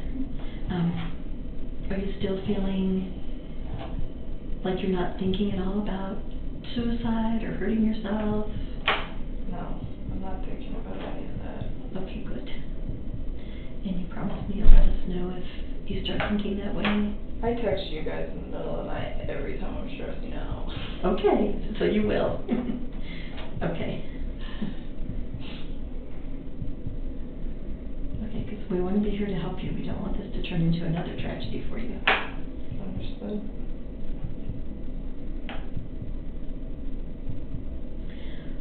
Well, I didn't know what time you were coming in today, and I have another appointment that is coming in. So I'm going to do it and go back to that too. That's okay. So that you're not sitting in here all by yourself? Okay. Because it's not a pleasant room to be hanging out in. No, not at all. This is awkward. They have my phones, and the phone's ringing, and I'll just sit here. But you don't know. Well, actually, I don't have to go and find out where he is. We're trying to get your phones to work, but you don't remember your Google account? I should, to be honest with you. It's like programmed into the two places I use it all the time, and so I don't have to remember. So the only way to transfer your contacts from that phone, from your iPhone to that phone, is with your Google account. I mean, if I need to, I know. We're gonna print we downloaded them so we have the file available. We can print it for you. Can you do that? That would be nice. But we can't move from because that's okay. Your phone is essentially, you won't be able to download apps or anything like that without your Google account. Okay. So, but you do know it? I do know my Google account? Yeah. No, if I did, then we wouldn't be in this. But you know, do you have it somewhere else? Yeah, I'm sure I could Okay. like reset it and figure it So out at this point. just making sure you have a phone that's going to be usable. Yeah, I mean, I can make incoming and outgoing calls at this point. That's all I really care about. So he's going to download the messages that uploaded when you redid your phone. So that's it shouldn't take too long. Yeah, there's not much on there. Yeah. It's pretty short. Should take just a few minutes and then we're done. They're all like, they're not even on the right date, some of them. It's really weird how they're time stamped. Okay. Like there's one on there on the 13th and I'm like, I'm pretty sure that was a conversation. Between you and Chris? Yeah, but it was like not that same day. The 13th was a Wednesday. Or the 12th, I don't even know. All right. It's We'll not in look the at right them. spot. They're Okay. not in the right spot. Maybe the date on the phone is messed up. I don't know. I'll look at the phone and we'll see. Well, it's out of order. Like, unless I'm confused, but I'm pretty sure the last text on there between me and him was actually probably somewhere in the middle of the text. So when you say out of order, Like, it's saying, oh, hey, this happened on, like, Tuesday, but really, I'm pretty sure that happened at a different point. Okay. All right. It's So only that if one. it's critical, we'll talk about it. I don't think I need to look at the text first, though, before I know. Of course. Okay. Understood. You probably want to go. Yes. Because you have your next client coming in. Thank you for your time. I appreciate Oh, it. yeah, you're welcome, and I'll send you those therapists, and then, just get started and giving them a call and seeing who you think is going to be a good fit for you. So at least we can have it ready so that when the comp says yes, you can get started right away. Thank you.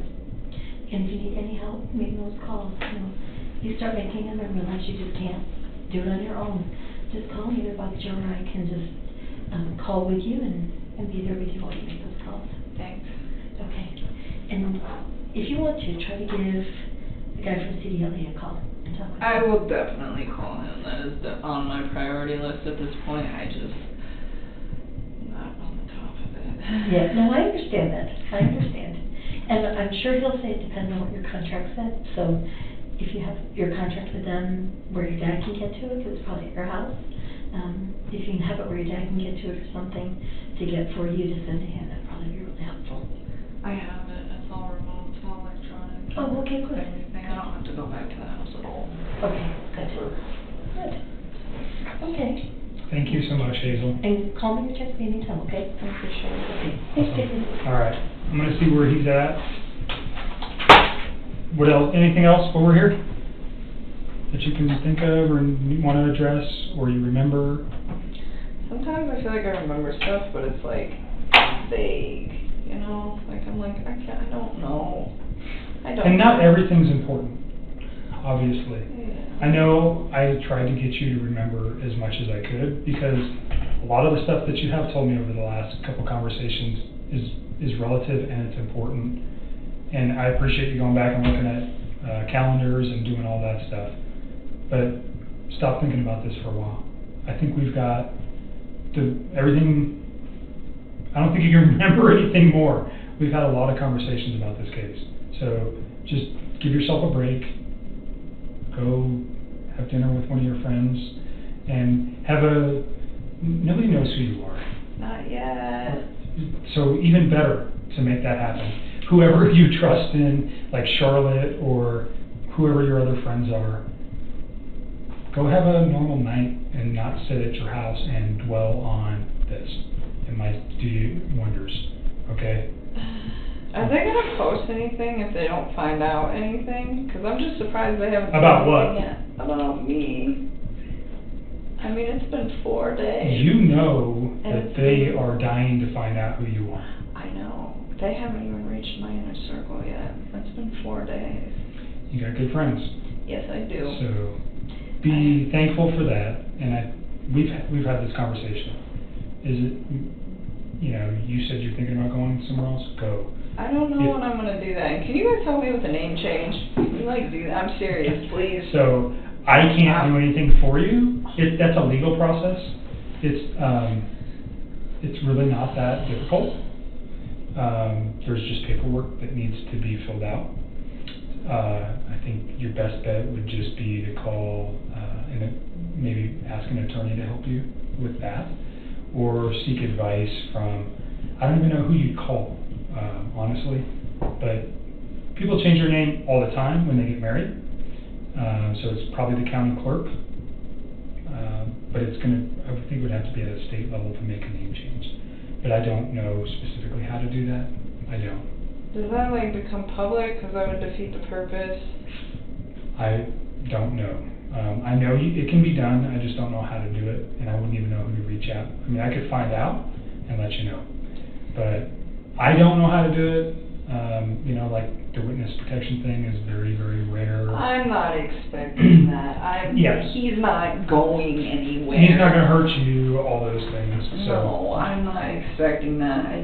I don't even know. Like, sometimes I'm like, I just want to do it now, and I'm like, why? Because if you go to another state, I feel like it would defeat the purpose. You know, a part of me, I keep getting really scared that it's going to be really hard to find good employment for like a really long time, like years and years and years of my life.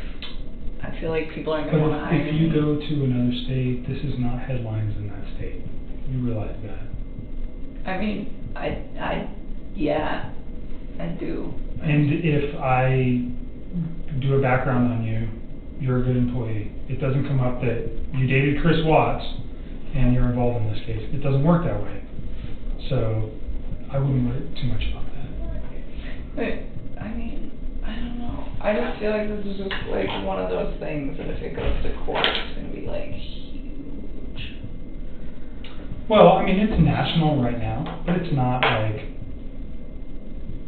you know, it's not the theater event that happened in Aurora 7 years ago, right? That everybody in the world knew about. It's not that. So, certainly for you, you're under the microscope and you're feeling it, and nothing anybody can say can change that for you.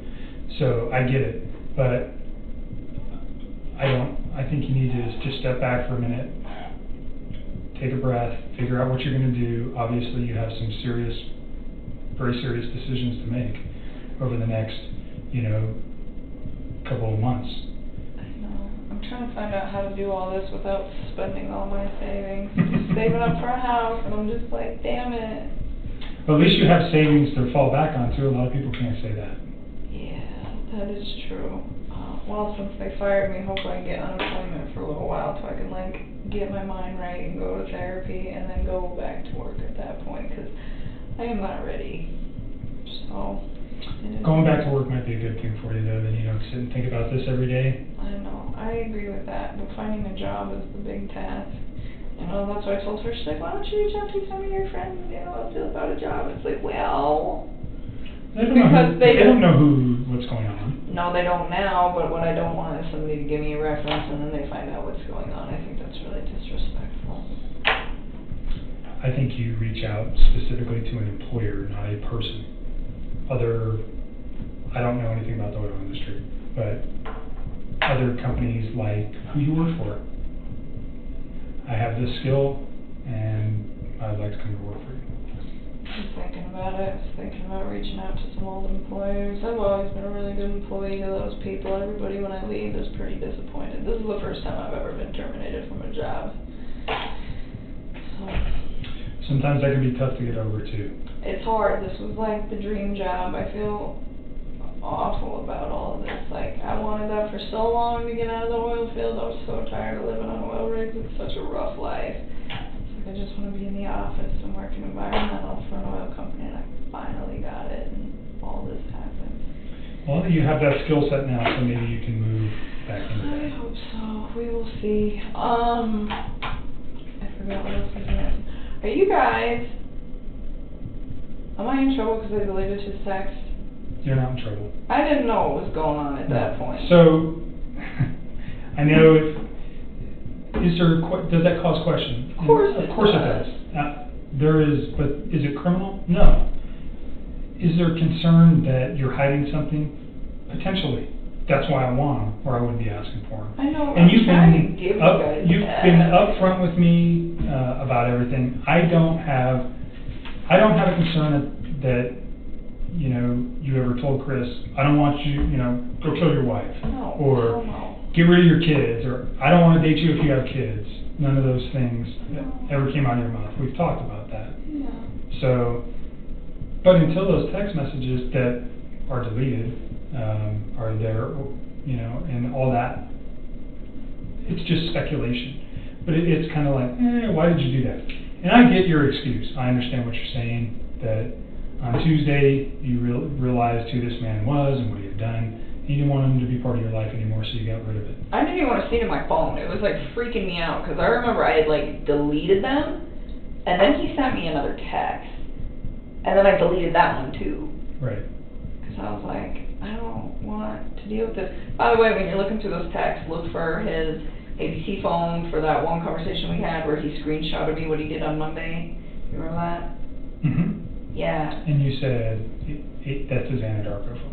Uh-huh. Okay. And that should be the only like recent, like there's probably stuff if you guys are able to pull up from way back that we talked, but nothing. The thing we talked about was him proving that he went to the oil field. That he went to work. That he went to work that morning at whatever site he was supposed to go to check on the so that'll be in there. release. Okay. Yep. All right, and then, I don't know, am I allowed to like address my friends and tell them, please no comment to the media? I mean, I haven't been telling them anything else. I would not talk with anybody about any of this case. Except, I mean, I know you need to talk to a therapist, and you need to talk, I'm sure you're talking to your dad. To some extent, I mean, when he's not in here for this, I don't tell him about this. I tell him I'm coming down here, but he doesn't need to know anymore. He's frustrated. You're an adult. You made some decisions that caught you in a bad situation. But there's nothing wrong with you talking to somebody. I just wouldn't go into details. No, I haven't even been telling people I'm a witness for anything. Certainly your best friend, I mean, if I was you, I'd be confiding in my best friend, like, hey, this is what's happening in my life and I need help. Is there anything wrong with that? No. I mean, that's about as far as confiding has gone, was me telling her about some guy that I was hanging out with, but that was like way before any of this. Yeah, and you need support right now too, so you're not in trouble, there's no charges against you, you're simply a witness. I just don't want to like get in trouble for like talking to like my dad or like about asking a friend for help. Well, I mean like what my dad already knows, you know what I'm saying? There's nothing to get in trouble for. Okay, I don't know how that works. That's why I'm asking. I'm like, I don't want this is one more thing I don't need on my plate because I just, oh my God. You're not in trouble. And talking to your friends and family about what's going on isn't going to get you in trouble. Okay? I don't even want to talk to my friends about it. I don't even want anybody to know. I mean, they're going to find out, but I figure the reason that I think I'm staking out from the media as long as I have been is because nobody knows anything. And because my inner circle's really awesome. Maybe. I don't know. They haven't even. Or they just, because you're not on social media? At all, but I mean, I eliminated all of that. Right. I've like even had the ability to like go through. I went and found everybody I knew that had any public posts, and it was just like, this needs to be cleared. It's all gone. Right. So you've made it very difficult for them to find you. Do I think eventually that at some point they are going to find you? Sure, of course. You think they're going to find out where I'm staying at? I think that would be really tricky. I don't know. You haven't even told me where you're staying, so and I don't know how it's connected to you or your family. So, I mean, if it's in your family's name, certainly it wouldn't be that hard to figure it out. So, if that, there's ways to find out where people are staying, but they're limited. I mean, unless somebody knows about this place that talks to them. Nobody. So, Nobody. Alright. My dad doesn't even know where it's at. Let me check on this. Yeah, let me check on this phone. Oh yeah, that's right. I was like, I'm not ready to go. I know you're ready to go. So he's printing your contacts. I'll be back in a minute.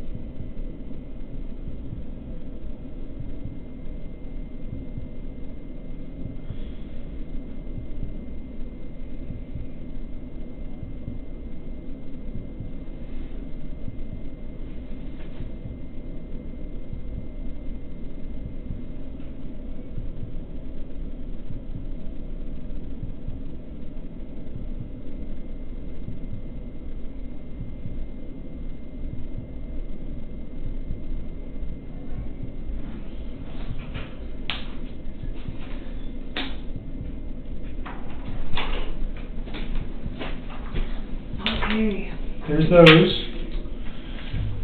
And he's still messing with your phone. Give me a few minutes, okay? Yes. Back in a minute. Did you sign this? Yes, this should be good. There it is, cool. Alright. Do you want a copy of that? Sure, that would be fine. Back in a minute. Wow, you guys got this all printed up.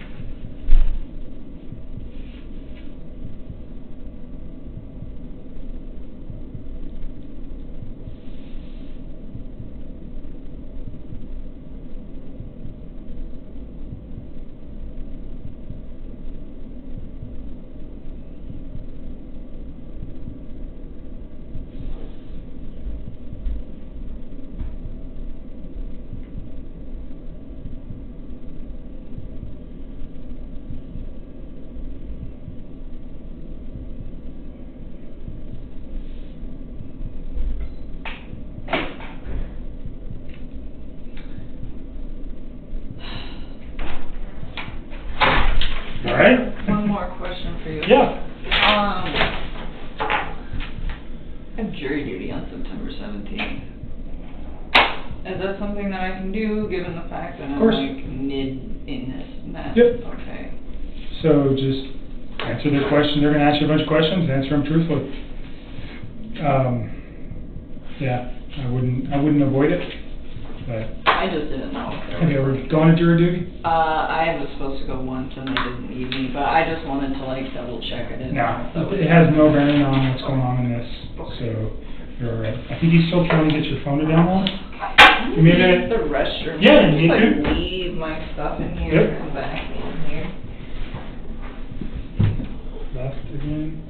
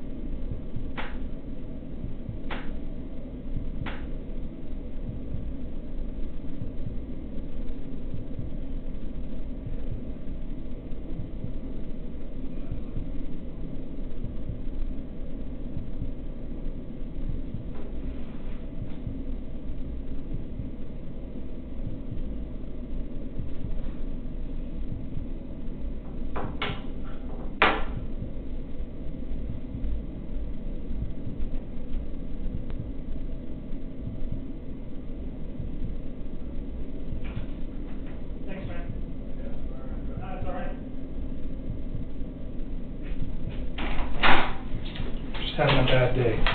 Okay, will you show me the messages that downloaded? I'm going to take photographs of them because the device that we were using doesn't want to work. I don't know. Oh, for those? The messages that came from Chris that you said showed up on the phone? Yeah, please.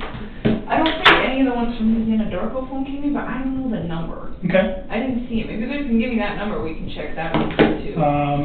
I can probably get it real quick. Show me the ones that you think came from him, those 9. Show, yeah, no, he's and 910. 0. Just give me a sec. Boom, right there.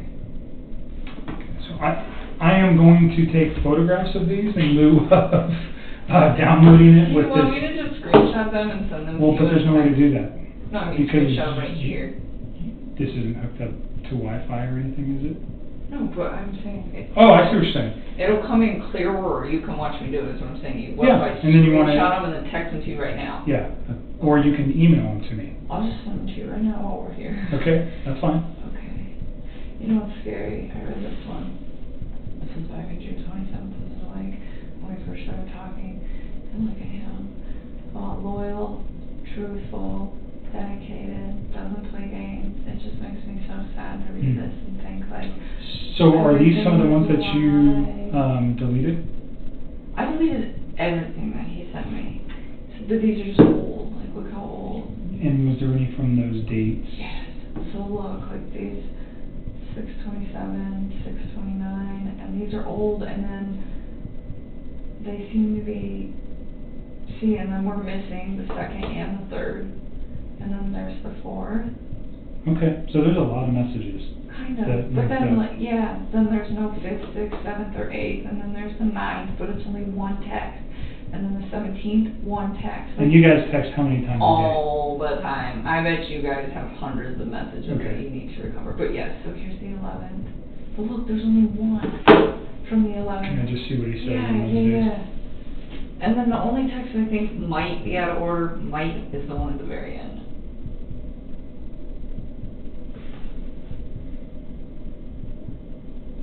I just wish they were more complete, and I don't understand why they're coming in bits and pieces. Like, what's causing that?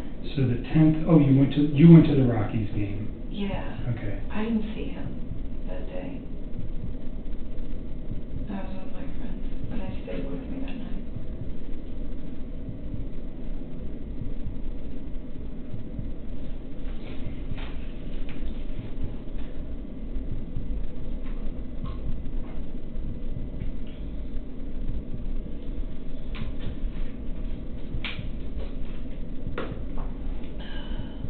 Okay, so this one's on Sunday night.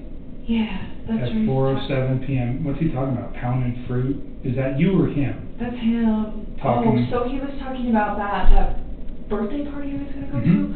Whoever was hosting it, I don't remember. Like, he told me the name once, but Jeremy? I forgot. I don't even remember, to be honest with you. Like, the only names that I remember very well is Nick and Mark. Those are the only two that I could be like, oh yeah, like I could tell you like maybe a little Those bit are his about friends? those people. Yeah. Okay. But he went to the birthday party and he said, oh, this guy always barbecues. And then he was saying, oh, he didn't barbecue, so he was saying he had fruit and asparagus. Yeah, didn't do any smoked barbecue this time. He did hot dogs, so he was saying he avoided that. He was like trying to eat healthy. So this is the final one. This is the one, I don't know if this is in order. I'm not sure exactly what this is referring to. I think this one at the bottom, this, oh my god, that's absolutely ridiculous. They would freak out.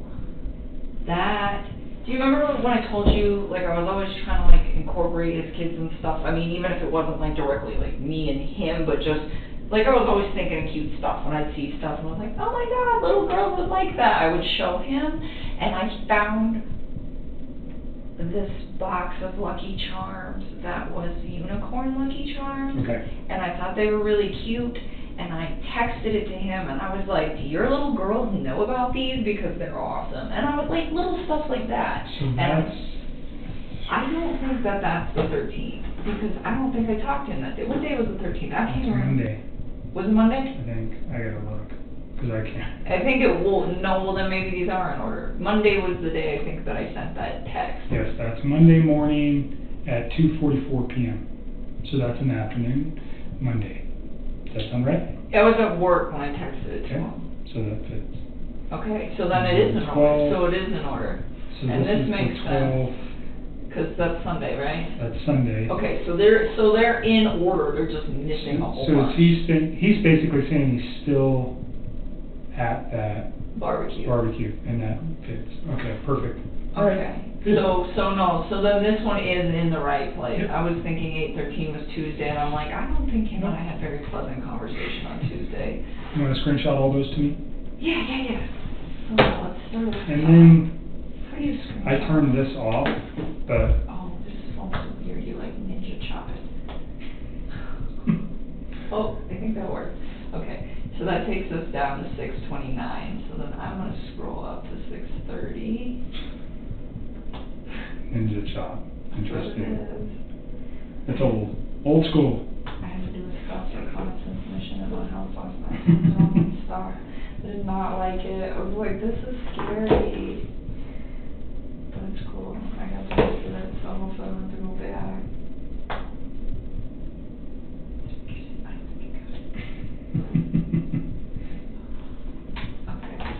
So what you're doing now, let me ask you about the text with you and Charlotte. Yes. You talk about children, and he's got his own kids, and that makes you kind of uncomfortable because you'd like to have your own family. Put that in context for me. Is that a fair statement the way I'm saying it? I mean, I guess. There was never anything I said to him though. Okay, that's what I want to know. Did you ever say anything to him about Never. anything about his kids being a problem? Anything about his wife being a problem? Never. I always try to be so inclusive with them. And even with her, when I was talking to her, it wasn't that his kids were an issue. It was just, this man already has a life. Should I go build my own, with somebody who hasn't done that yet? And then she was the one that was saying, I was engaged once and it didn't work, and now I'm engaged again, and she's trying to tell me, it doesn't matter, I'm on my second time of going through this, and she's like, I love this man very, very much, and she was saying, he's not gonna love you less because he's already been through marriage once and been separated and already had kids. He's not gonna. Those references were never made to him though about children. Never. So Charlotte, that's who you were talking with. Yes. Did you one time tell me Charlotte's a lesbian? No, she's engaged. Okay. Were you talking about one of your friends that might have been a lesbian at some point? That's not the case. I don't think so. I don't. You never said that about any of your friends that I inquired about? I don't think okay. so. I don't think that I think on the first day we talked with your dad there, I inquired about Charlotte. Yeah, you asked me about Charlotte and eHarmony, and I went through my text and I was like, what is he talking about? And I couldn't find it. So I was wondering if maybe somebody referenced both of those two, but not in together. Okay. I'm wondering if that's where that came from. So Charlotte is your friend, she's your closest friend. Yeah. You guys have this conversation, but it never went anywhere besides her and you. Yeah, You never mentioned it to Chris. You never said anything about your kids, or his kids, pardon me, damaging your guys' relationship. No. Or nothing like that. Never. And I mean, and even in that, it wasn't I never said his kids were a problem. It was just he already has a life. I don't know about that. So in light of what's occurred though, what I'm trying to make sure is that there was never a conversation that you guys had that he might have thought that you were saying, I can't be with you if you have kids. I wouldn't be with him if I couldn't. Okay. So I'm just making 100% sure that those... I promise you. Okay. I really want you guys to pull these texts because all the stuff I've been telling you will okay. sync up. And I hope we can... I haven't been very lucky with your phones yet. They've been nothing but a pain. So this one's coming with me. Okay, I think Jeez. I know, this is a task. Some of these might be duplicates, but whatever. I'm gonna send these to you. No, that was kind of something between me and her. And it wasn't even really the kids. It was that, like, he'd already been married before, and I was just like, I don't know if I, like, am in a long-term relationship with this guy. Is that something he would eventually want? Because that's something, like, I would eventually want. You know, I just... So your concern was more about his prior marriage than his children? I guess. Honestly, I wasn't really that worried about him at that time. Like, if you read the majority of those texts, like, it's very, very flattering to him and all the nice things that I have to say about him. It was just that I wasn't, like, 100% committed to him yet. I mean, I was monogamous with him. I wasn't seeing any other men. But I wasn't, like, hey, this is the guy I want to spend the rest of my life with. And part of the reason that I was uncertain, I mean, yeah, he'd already built a life, but honestly, like, he wasn't out of the marriage that he was already in. Right. So, I mean, I'm not going to go tell the whole world, like, hey, I found this guy, and, you know, I'm going to take in his kids, and we're going to do this, and we're going to do that, and it wasn't because I had any problems with him. It's just, he was married. Okay. I know the context of that text now, like, looking at it looks so bad. You have to look at it from the perspective that I'm looking at it. Yeah. And how it could be misconstrued or made out to sound something another way. That's why I wanted to give you the opportunity to say what it really means. Okay? No, I don't mean any harm towards those kids. I always thought they were so cute. When he showed me those pictures, he was all about them, you know, and not only that, but it's like, once you guys get those texts, you will see, like, there's not very much mention of his children. And if there is mention of his children, it's always, like, cute stuff, where it's like, hey, you should show them this, or hey, this apartment's great for them, or, you know, what do you think of bunk beds, and, you know, like, those little girls, like, reminded me of my little sister. They're, like, the same age. Right. Yeah, I mean, like, it was so cute. Like, he would call his little daughter, the younger one, Cece, he'd call her Rampage. He's like, she's wild, and it used to just make me smile, because my little sister was totally Rampage. And it just was kind of, like, spot on, you know? And so, like, it just kind of made me think, like, okay, these guys are going through a divorce at the same age that I was at when my parents went through a divorce. And it's like, how did I handle that? You know, and I tell them, like, you know, this is what happened when my parents separated and we were this old. And just try to, like, give him a reference, because I gave a damn. Right. Okay.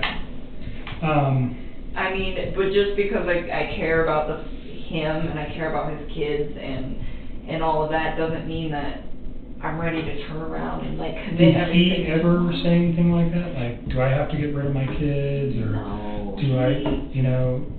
This shocked me just as much as I think it shocked the rest of the world. All of it. Like, he lied so much. Now I go back and think about all this shit, and I'm like, it's lies. Everything that they knew about him was like lies. I mean, his friends let him stay the night at their house. He even fooled them. It's not just me.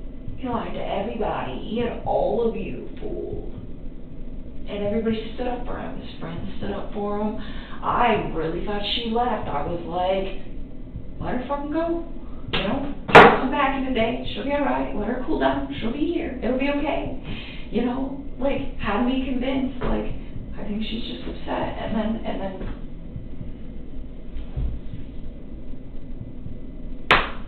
never would I guess. I mean, even now, when I go back through this stuff, that I'm like, it doesn't make sense, you know, or it, like, seems a little off. That stuff still doesn't send a red flag to me, like, hey, this guy's gonna murder his family. Sure. Yeah. I don't think there was any, you didn't have any indication, and by all accounts, it doesn't seem like anybody did. No, I just, like, you know, sometimes I, like, try not to think what that man is thinking, because, like, you don't know, you know, but it's like, how long has his brain been, like, shifting to this paradigm shift where he feels the need to do this? It's like, I just don't believe that it's something that just happens in a day or 2 days. I don't think it happens in 2 months. I think that this is something that takes a very, very long time to develop, and I don't... Right. So that scares you when you look back at it? Yeah, because I think about it, and I'm like, he could have had that capacity to do that, whether I was in his life or not. He could have had the capacity to do that, maybe not even just to them. It could have been me. It could have been our coworkers. I mean, the more I think about it, I think a lot of people are going to probably assume that I was the catalyst for his movement, but I don't think, you know, not me like instructing him, but him deciding to do that because he had me in his life and because he was so like infatuated with what we had going on. But you know, like I try to put the reason to it at the end, like why would you wipe out your family to be with me? Like it doesn't like compute. It's like, how would that go? Like, hey, my family just disappeared and you think that I'm gonna just not be concerned about that? And not only that, like he was so about those little girls, and I always try to like push him to do that. Like I told you, like there'd be days where like he would want to come over to my house after work. I'd be like, no, like, go hang out with your kids. Your kids are home. Like that was me. That wasn't even him. That was me pushing that. And he would go do it, you know. And he spent time with them, but he was never like, oh, I don't want to hang out with them. He'd just be like, can I see you for a few hours? And I'm like, if your kids are awake, go hang out with your kids. You know, if they're sleeping and you want to talk, you call me, but don't do that while they're up. Like spend time with them. And I just, oh my God.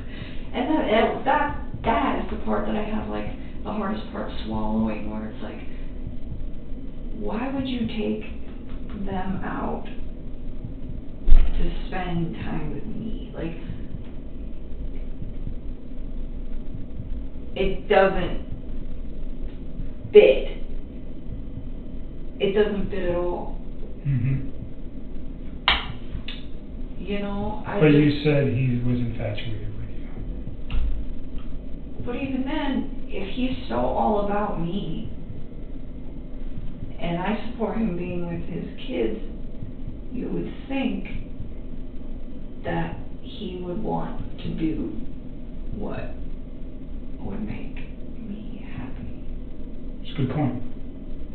And so maybe what that's why would make me happy was him hanging out with his kids. And it's in texts, it's in phone conversations. I mean, so let's just say that doesn't... We'll look at it. It doesn't... that one particular context in that just, it's so open, kind of the interpretation and whether or not you said it. That's why I wanted to address it in particular.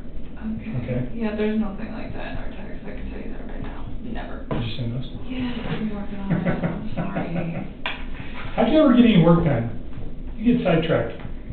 I actually got a lot of work done. I'm just teasing you. It was a lot easier in the web field than it was in the office, though. 871-956-9098. I am. Okay, I just want to make sure. Yeah, don't send those to anybody else, please. Let's see how many I can do at a time. Screenshots. Probably send them all.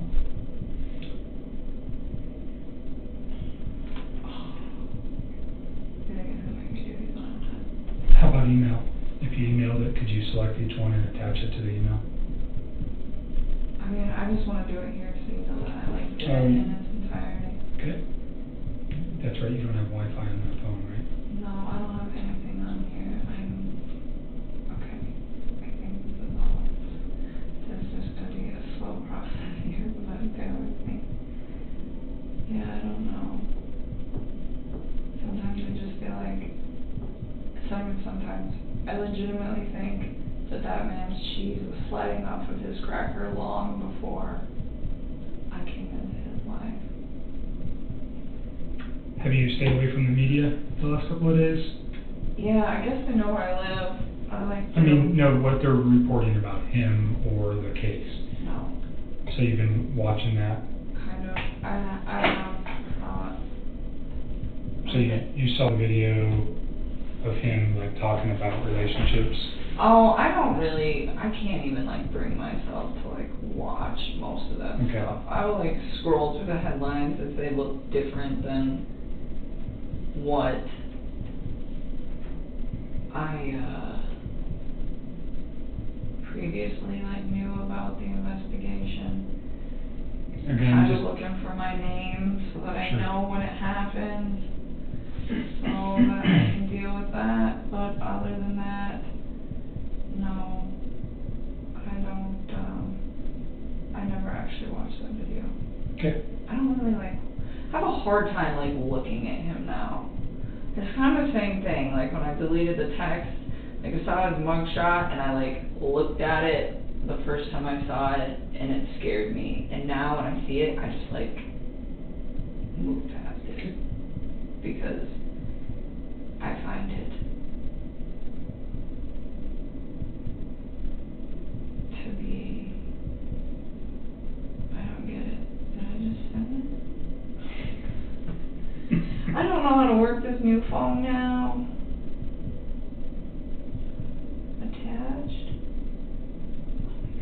One. I think some of these are repeats and I'm sorry. It's okay. Okay. As long as I have them all, that'd be great. I think you do.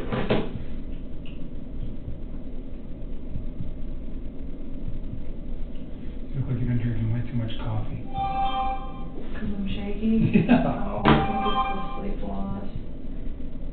8:12. They're coming. You don't have the one at the very bottom. I don't think. Let me see. Oh, you do. No, you don't. No, you don't. You're missing the last one. Let me get that last. Send me the last one and then we'll send you out of here. And then don't think about this stuff for a while. I'm trying. All right? It's hard. It's And so then much easier when to I'm say done that. with your phone, I'll get this back to you. I mean, if you guys need to keep it, just No, keep we won't it. need to keep it because what it's going to do, if I take everything, then it's just easy. I get it back to you. Okay? So the examiner that's going to look at it, she comes back in early next week, and I'll try to corral her to do that as early as possible, so we can download your phone and then get it returned to you.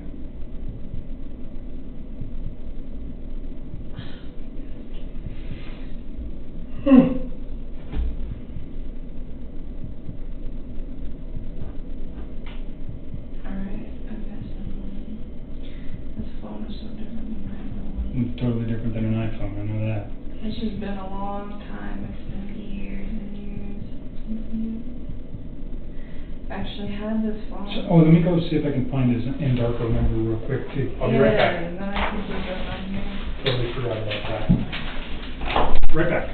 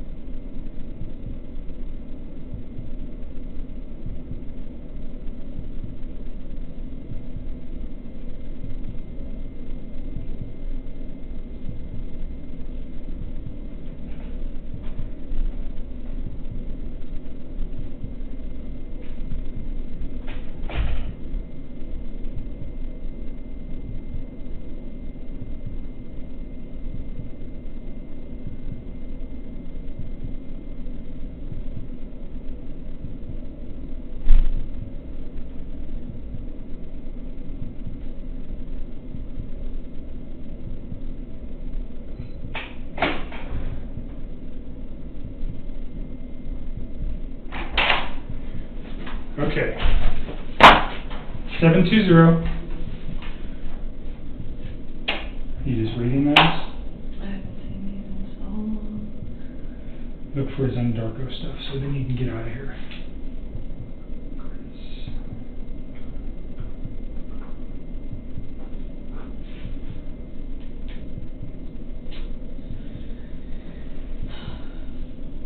What is it? I'm reading my handwriting. 390. Let's start at the top. I just resent you all of those. It's fine. 720. So that would have been on the 12th or the 13th. What day was Monday? 11th was Saturday. So the 13th would have been Monday. Okay, so it would have been on the 13th. That was the day that I met. I don't see it. I see one of my contractors. I see him.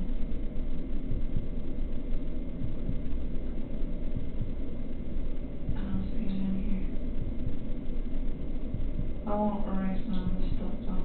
That's okay. So you guys need to take it this time. I'm so sorry. I really, I didn't know. It's fine. Don't beat up yourself about it. We've already been through this 10 times. It is what it is. Is there any older ones potentially from his Andarko phone? That's a possibility. Is there a way to search those? I don't Can you know. go I here? don't know. And Maybe. What about this side? There's like another little tab. I haven't used this phone in years. Search. Search! Cool. Yay! 720. It's gonna be like that's everybody. Nope.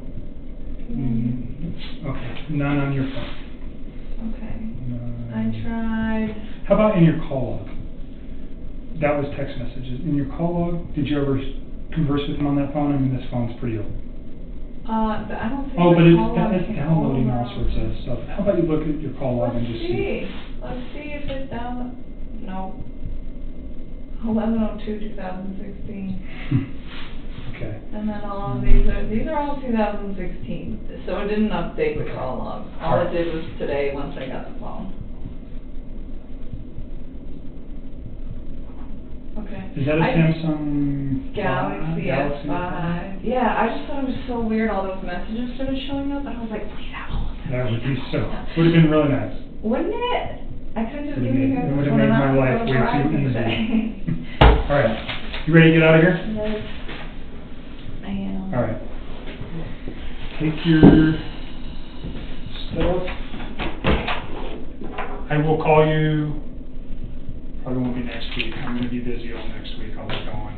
So I'll call you the week after about when your phone's done, and I'll get that back to you. And then at that time, if there's anything new, we can talk about it then. You think he's going to take this all the way to trial? I do. Right now. Have they gotten no discoveries yet? No. They have some stuff. Do you think that's going to change when they get those? Do they know that I'm like one of your witnesses? Yeah. I mean, they have to know. Do they know what you said yet? No.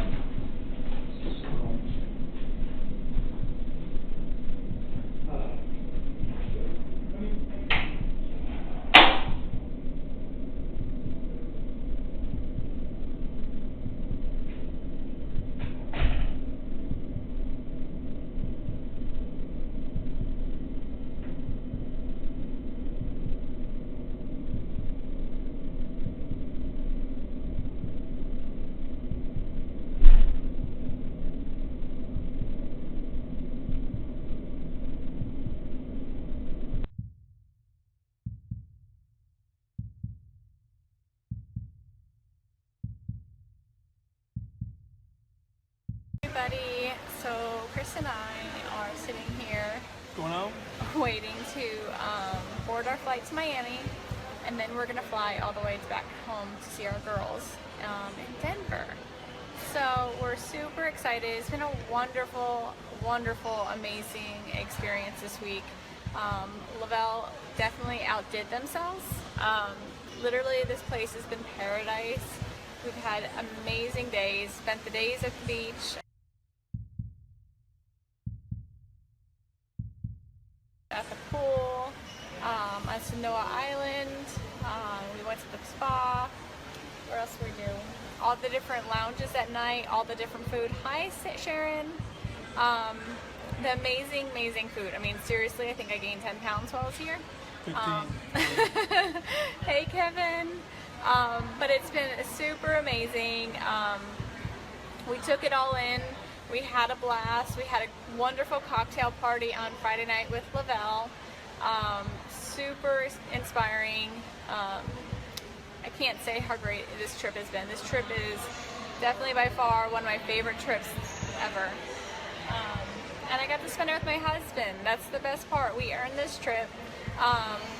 All inclusive. I mean, you can't beat that, you guys. Everything's paid for. Your drinks, your food, everything by Lavelle. So it's been super amazing. We probably had 15 hours of sleep the whole week. It's been fun. We got to mingle with our families and all our friends that we've created through Lavelle. It's been awesome to also see people that have been following me and were able to pull me out of a crowd and say, hey, are you Shanann? And that's been so awesome, like so awesome that I've been able to inspire people like that. So we are grateful, extremely humbled, and blessed. All right, ready? Yeah. Hit it down there. Hit it, Bella. Hard. Hit it hard. Bend down and hit it. Come on. Oh! Nice. Oh, she wasn't hit it, Chris. Hit it hard. Oh, she did that, Chris. Nice.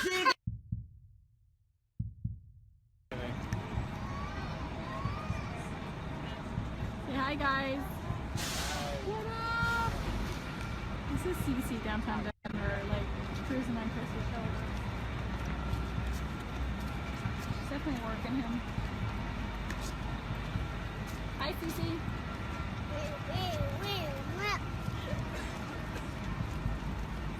Don't get your life up.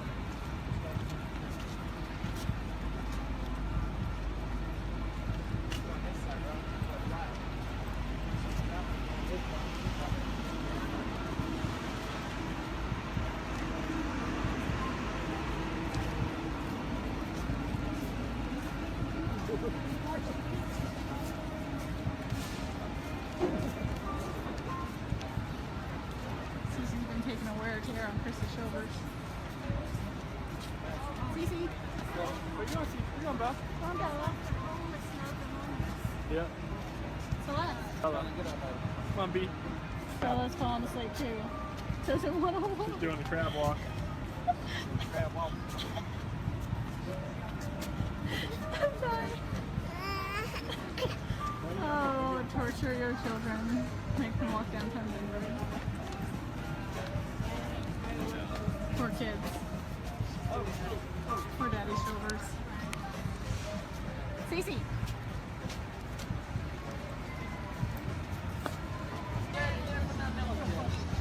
It's so good. Oh, thank goodness. It turned out nice for us. We're just talking April. They're going to do another lifestyle getaway. I guarantee one's going to be here in Denver one day. That'd be awesome. Right, Cece? Oh, yeah. You having fun, CC? Yep. Yeah. Are you dancing? Dance, dance, dance.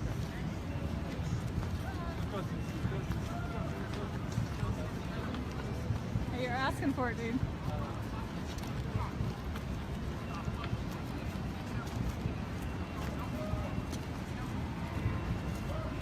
Bella said Papa's her best friend.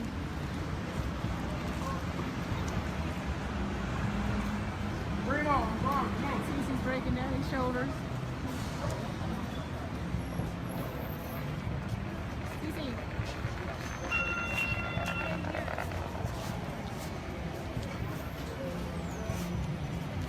There's Mimi and Papa with Bella. Hey, B. And downtown Denver. So different when it's not late at night. Baby.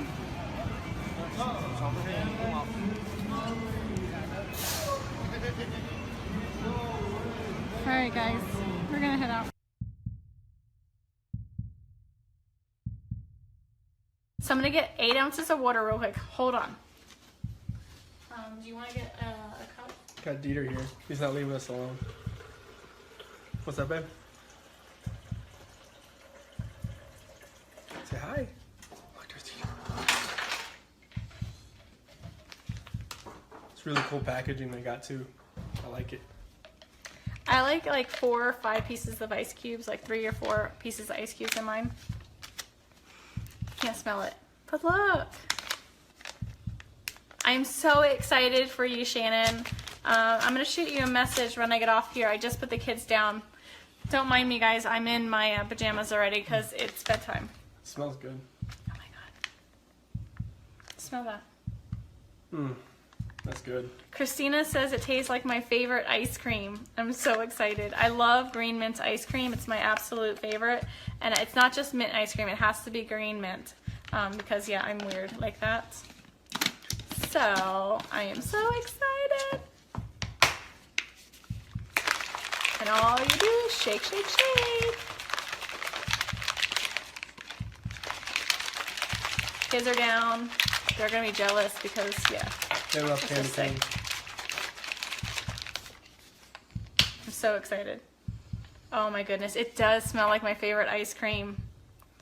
I'm only going to give Chris a little bit because I don't think I'm going to want to share this. Ready? Here it goes.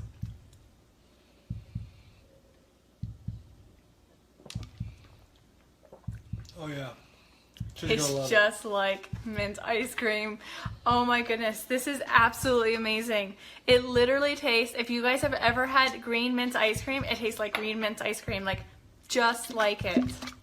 Delicious.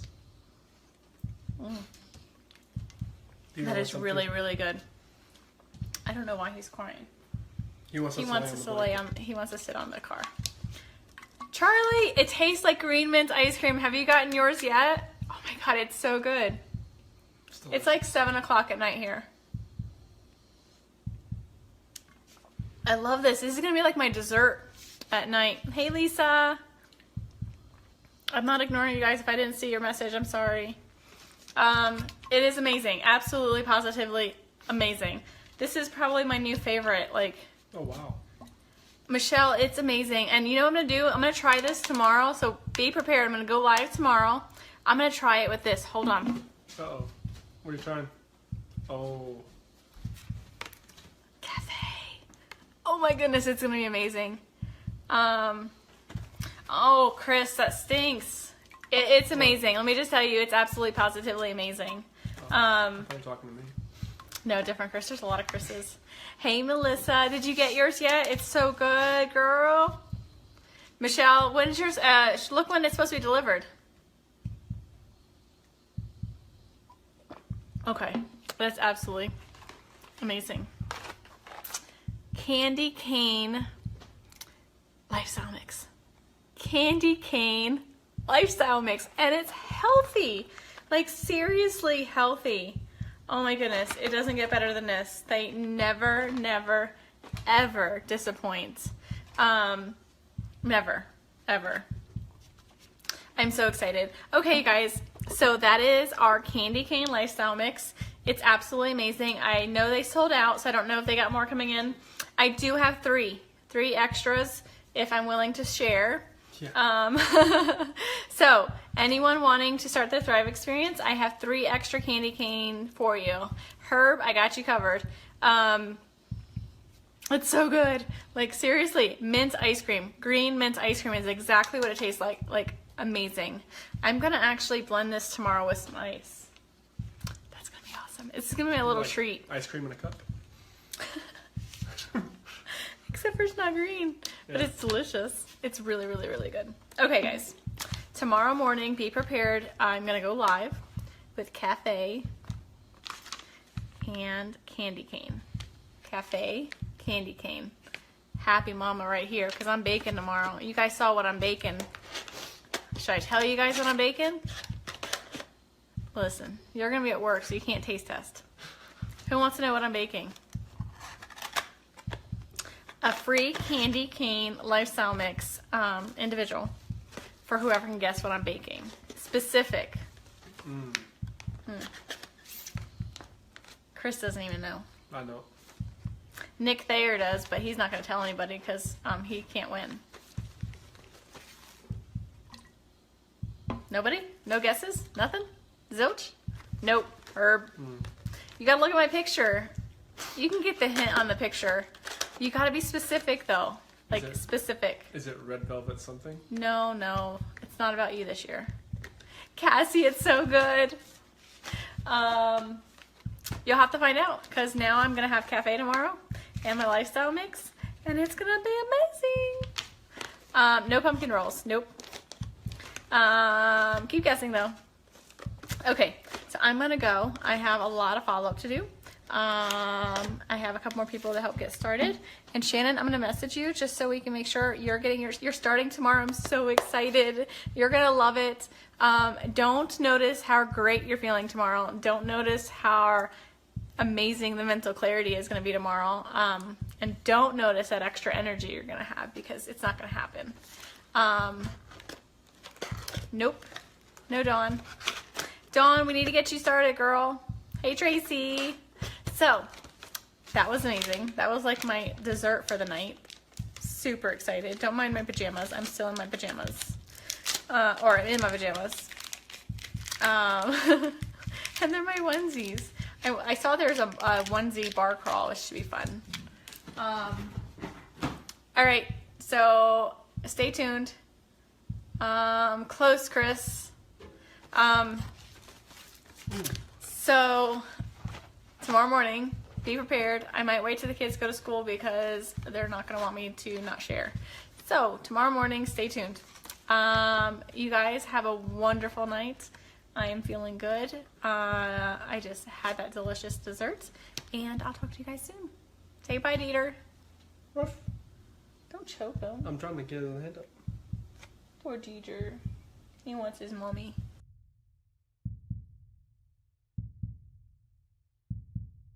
I think that's about it. Today's Sunday. Chris ran at 6 o'clock in the morning on a Sunday on his day off. What'd you do, 5 miles? Well, come over. So, you know, it's amazing what you can do with Thrive and how it gives you the energy and mental clarity. How are you watching and you're sitting right here? I'm right here. Weirdo. So Chris has lost a significant amount of weight since you started Thrive. How much? 50 pounds. And he's in a medium. He went from a 2X to a medium. And that was before, most of it was before Duo. Oh yeah, all of it was. And Duo is new. So, you know, filling in those nutritional gaps, helping your body, you know, feed itself with the premium nutrition, helps your body crave less. You definitely eat healthier. We haven't changed our diet. As you see, we've eaten banana bun bread this week. We've had brownies. And, you know, I'm sneaking in candy corn here and there. So, it's amazing. Thrive has a lot of benefits for everybody. Go Chiefs. Who won that game a couple weeks ago? I believe the Steelers won that game, if I recollect. Love you, Jess. I'm waiting. She's a diehard Chief fan. Diehard. So if you guys want more information, if you are looking to try it, shoot me a message. If you're one of Chris's friends, shoot him a message and he can get you some more information as well. We have 2 spots left for either the cafe for free or your DFT, regular DFT. So shoot me a message. Thanks everyone for hopping on. I see a lot of my faves are on here. Nikki, I sent you a message. Amy, I saw your message. I'll respond back here in just a minute. Who else is on that I missed? Okay, so Amy's sending us some Steelers stuff. I gotta send her some money too. Thrive Forever. Yes, it's amazing. So Christina just jumped on. Hi, Christina. Hey, I'm sending over Cece's smallest jersey for you to put on Coral. tell DJ if he doesn't have a jersey for her, we're getting a Palomalu jersey. Palomalu jersey. Perfect size for Coral. It still fits Cece, so tight. So you better tell DJ he better hurry up and get her whatever jersey you guys like. So Amy, that's coming your way too, because Cece's grown out of it. It's a Palomalu 12-month jersey, but it still fits her, and she's a chunk. It's a good luck jersey. It is a good luck jersey, so we haven't parted with it yet because it's good luck. So, does anyone have any questions that's new and would like? You can use credits today, so if you have Laval credits, you can use credits to buy the Duo, DFT Duo. So yeah, I think that's it. Anyone have any questions? Once, going twice. I forget what else I was gonna say. I want a cafe right now with my lifestyle mix though. All right. So McKenna will have plenty of time to wear it because it's you know they're larger. They wear larger. So all right. So shoot me a message. I'm gonna go celebrate with a piece of banana nut bread. Just kidding. Maybe. So if you guys have, shoot me questions if you guys have any questions. Thanks for hopping on. Go Steelers, and talk to you guys soon. Hey, Christina, call us tonight about 6:30 our time. No, Eastern. 6:30 our time? Yeah, 6:30. We'll start the chant. Oh girl, she's teeny tiny. It'll perfectly fit her. If Cece's wearing this now and she's in 3T, she'll totally be able to wear it for a while. It's just worn. It's definitely worn. Bella's worn it. Cece's worn it. It's our favorite jersey. So, anyone? Oh, that's what I wanted to say. Anyone is interested in earning over $1,300 in legit cash and bonuses? Shoot me a message. Company offers a huge incentive. Perfect time for Christmas. So if you're ready to start, it's free. You can promote the company for free. You can be a customer for free. So shoot me a message. I'd love to help you. I'd love to give you at least the information so you can kind of decide what you want to do. You can thrive for free. We've been thriving for free for 20 months. So super, super awesome. So talk to you guys later. Hey, Jess. I saw you hop on. I think that's it. If I forget, I'll come back. We'll come back with Cece and Bella later, and we'll do the Here We Go Steelers chants because they love it. And Amy, we'll have to get you in FaceTime in, and we can do it together. All right, guys. Have a wonderful day. Hey, beautiful. Your Honor, there are no words to adequately describe the unimaginable tragedy that brings us before this court today. By my comments, I'm not even going to try to express the horror, the pain, or the suffering that the defendant has caused to these families, to this community, and to all who were a part of this investigation. However, I do want to spend a few minutes sharing with the court the details of the crime, as so far you've only had an opportunity to review the affidavit and a few facts here and there that have been offered to the court in the motions and pleadings that have been filed.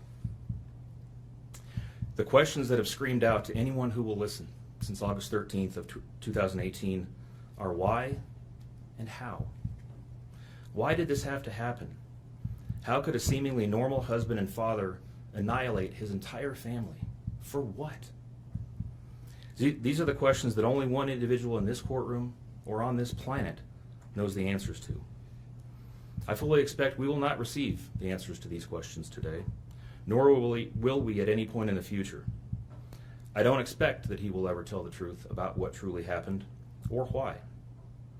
Even if he did, there is no rational way that any human being could find those answers acceptable responses to such horrific questions. The best we can do is try to piece together some kind of understanding from the evidence that is available to us. And the evidence tells us this: the defendant coldly and deliberately ended 4 lives, not in a fit of rage, not by way of accident, but in a calculated and sickening manner. Shanann was 34 years old. She had married the defendant in November of 2012. Over the weekend leading up to August 13th, she had been at a work conference in Phoenix, Arizona, and returned home in the early morning hours of August 13th. We know that she got home about 1:45 in the morning. The doorbell camera on their home shows her arriving back home from the airport. Shortly thereafter, at least according to the defendant, they had what he referred to as an emotional conversation about the state of their marriage and about what their lives would look like going forward. What was said during that emotional conversation, only he knows. What we do know is that shortly after that, the defendant strangled her to death with his own hands. We know that he slowly took her life the morning of August 13th. We know that this was not done in an uncontrolled, vengeful manner that he tried to describe to agents from CBI and the FBI. If that were the case, you would expect to see vicious, horrible bruising about her neck, shoulders, and face. You would expect to see the hyoid bone in her neck broken. You would expect to see some kind of defensive wounds on his body as she struggled and fought for her own life. None of those are present. The only injuries that were on Shanann's body were one set of finger or bruising, what appeared to be fingernail or finger mark bruising to the right side of her neck. We know that our experts will tell us that it takes 2 to 4 minutes to strangle someone to death manually with their own hands. The horror that she felt as the man that she loved wrapped his hands around her throat and choked the life out of her must have been unimaginable. Even worse, what must Bella, age 4, and Celeste, age 3, must have experienced or thought as their father, the one man on this planet who was supposed to nurture and protect them, was snuffing out their lives. They both died from smothering. Let me say that again. The man seated to my right smothered his daughters. Why?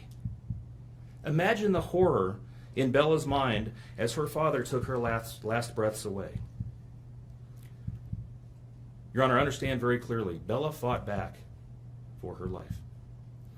The frenulum, the connective tissue between her upper lip and her gum, had a centimeter and a half laceration.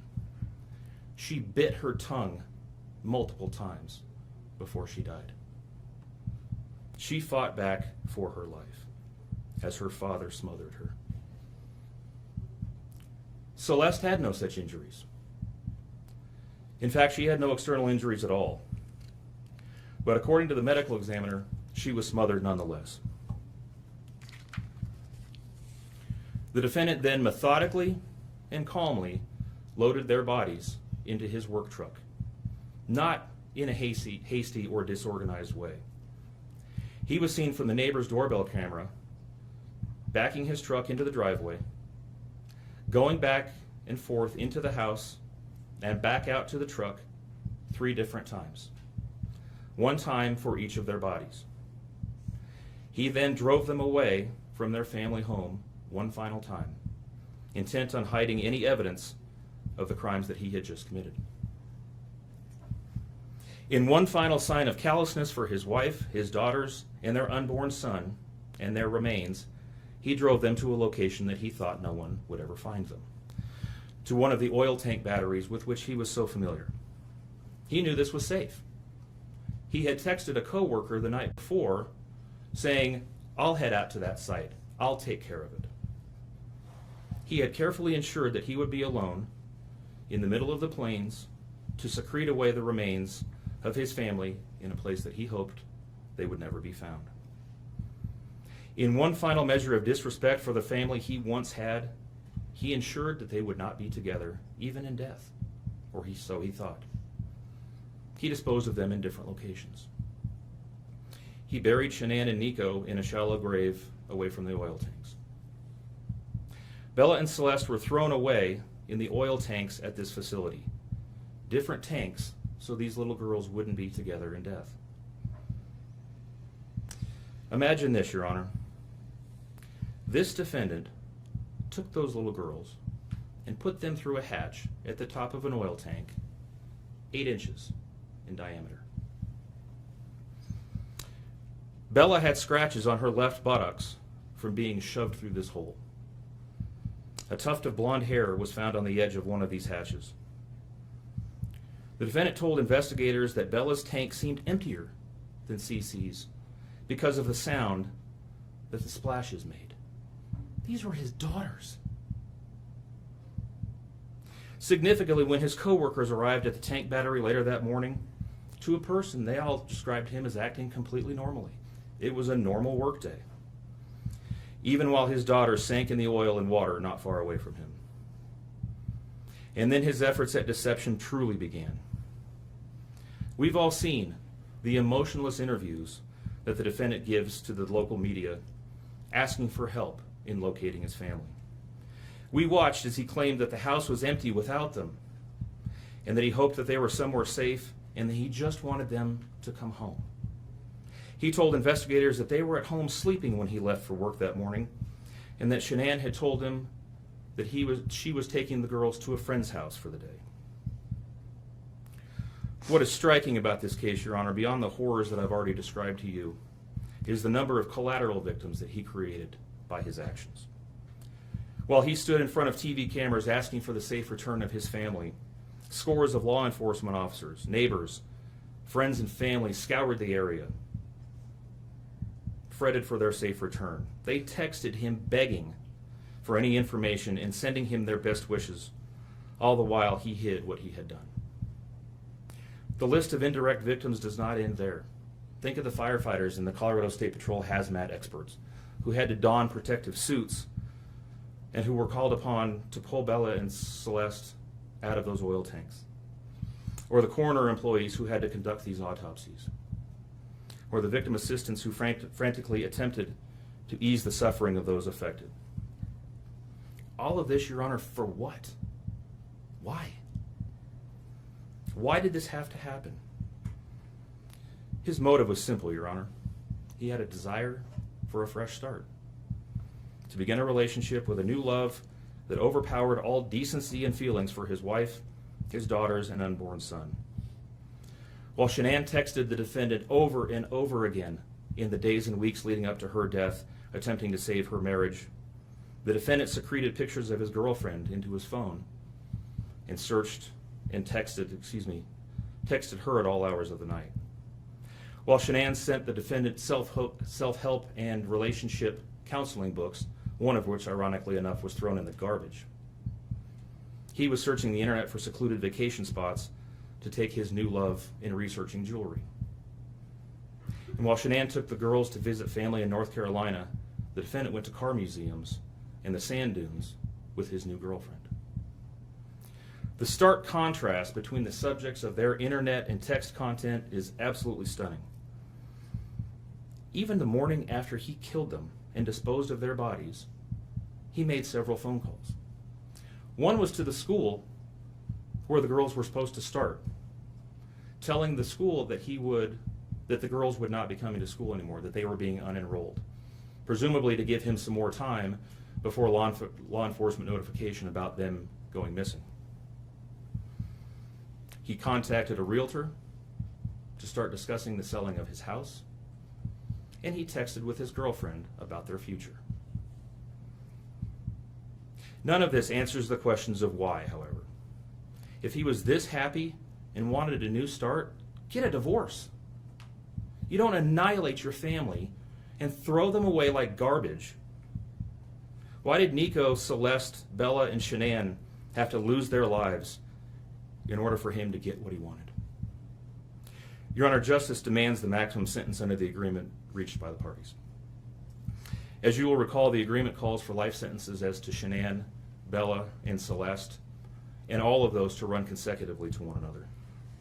It also calls for the count of unlawful termination of a pregnancy as to Nico to run consecutively to counts 1, 2, and 3. I would suggest that the extreme aggravation present in the defendant's conduct and in the efforts that I have described mandate that the sentences for counts 7, 8, and 9, the tampering with a deceased human body, each be the maximum of 12 years, and that those sentences run consecutively to one another. It is very clear that each of these acts, that these were not the subject of one act, but each oil tank that he walked up with his daughter's bodies and the hole that he dug for his wife and unborn son, mandate a mandatory consecutive sentence.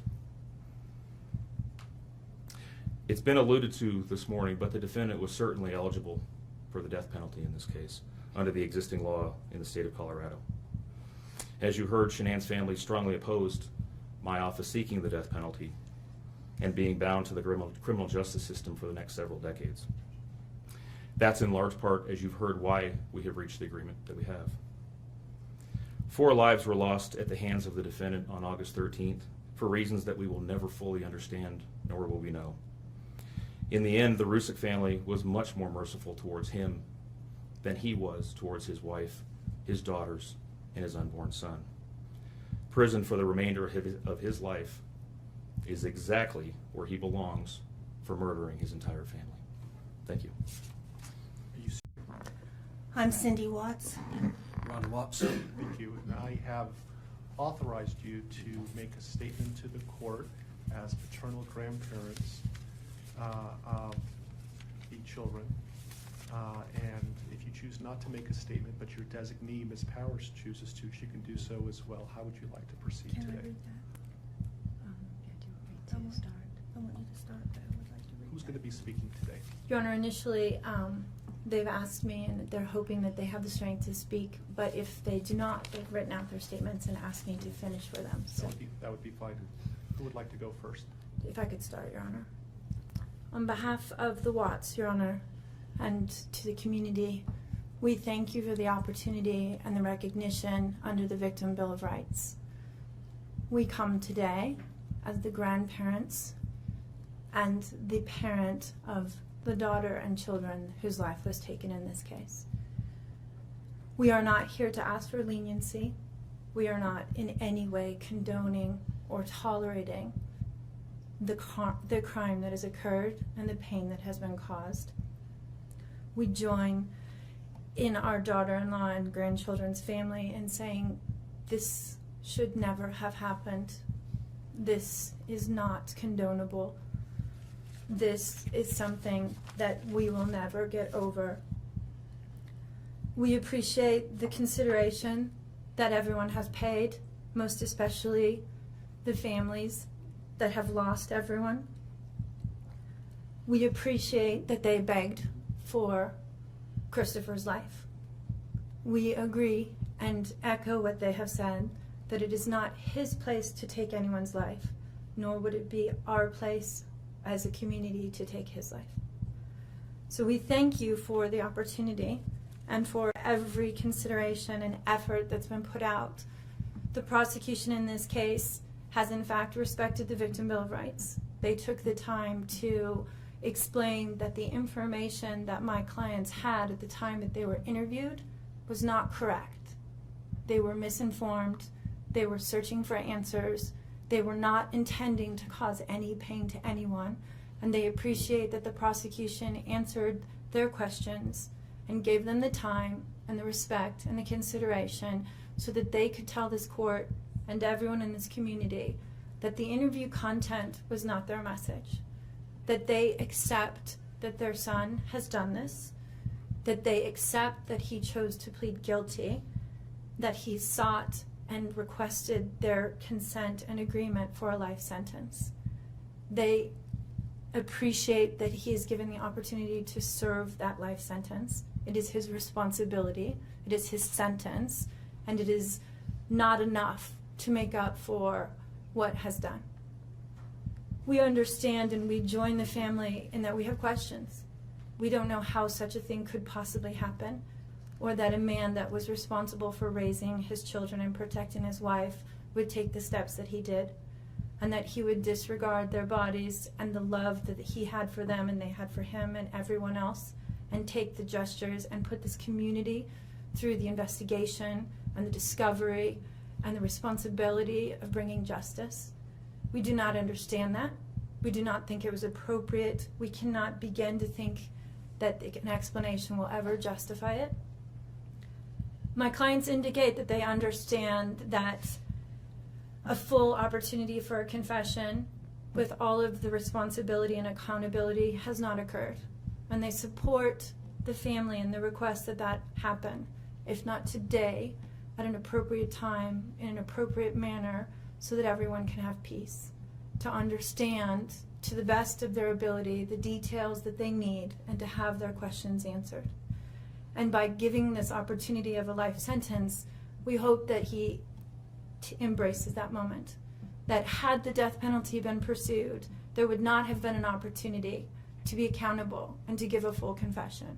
And had the death penalty been sought, counsel would have fought for his life, the prosecutors would have been engaged in a multiple-year battle, the families would have been torn apart, this community would have had to subsidize it and endure it, and we have so much respect and gratefulness that that did not happen. We would strongly encourage Christopher Watts to give that full confession in the tone and in the timing that he thinks is appropriate with the guidance of his counsel. We feel that it would be appropriate and helpful to ease the pain and the suffering. But we also say we don't think that there's anything that he can say that will ever account for his behavior. There's nothing that can be done to cure the harm he has caused. And he has the responsibility to serve his sentence with dignity and with regard for everyone, and to spend every breath that he has left in an atonement for what he has done. Do you want to read it? Yes. If I could just have you state your name for the record. Cindy Watts. Thank you. My name is Cindy Watts. I am the grandmother of two beautiful granddaughters, Bella Marie, Celeste Catherine Watts. I am also the mother of Christopher Watts, who I will be directing most of my statement to. First, I'd like to begin by recognizing the absolute horror of this crime and acknowledging the devastating loss that both the Rusek family as well as our family have faced. Our families have been irreparably broken by the needless deaths of Shanann, Bella, Cece, and Nico. This is something we will never get over. We will always mourn the loss of our family, and in that we are united in our grief. I am still struggling to understand how and why this tragedy occurred. I may never be able to understand and accept it, but I pray for peace and healing for all of us. Now to my son Christopher, I have known you since the day you were born into this world.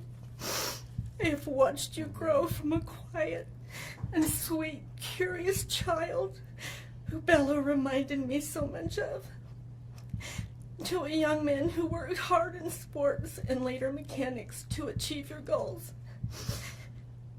You are a good friend, brother, father, and son. We have loved you from the beginning, and we still love you now. This might be hard for some to understand, how I can sit here under these circumstances and tell you, although we are heartbroken, although we can't imagine what could have led us to this day, but we love you. Maybe you can't believe it either. As the Lord said in Jeremiah 3:31, I have loved you with an everlasting love. Therefore, I have continued my faithfulness to you. And you, as your mother, Chris, I have always loved you, and I still do. I hate what has happened. Your father and sister and I are struggling to understand why. But we will remain faithful as your family, just as God remains faithful because of his unconditional love for us all. We love you, and we forgive you, son.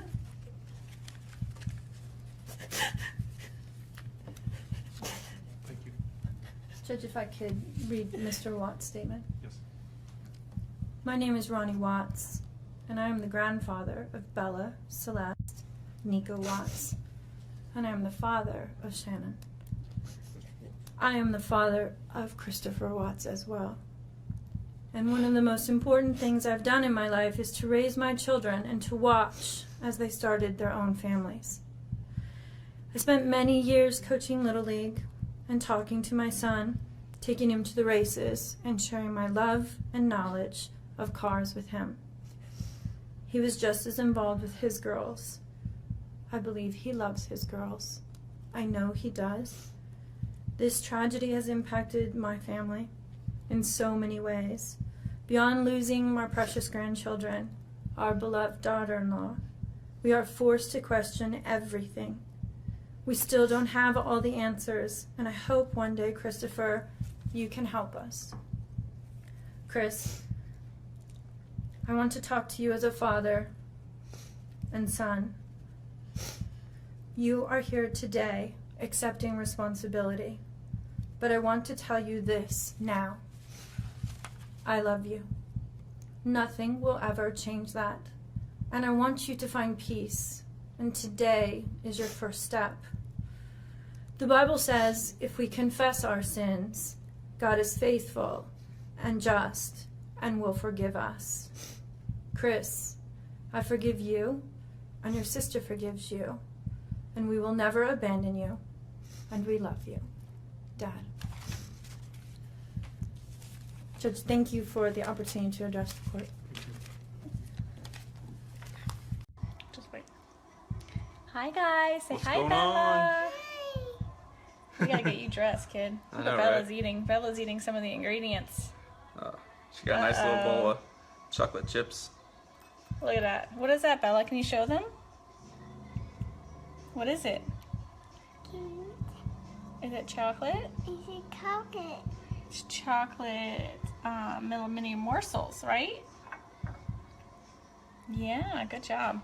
So she's been eating my peanut butter and the chocolate morsels so far today. So we're gonna let a few more people hop on, and then we're gonna get cooking here, and we'll explain to you what we're cooking up over here. So, Yeah, welcome to the 12 days of Christmas, Lavelle Day, and even though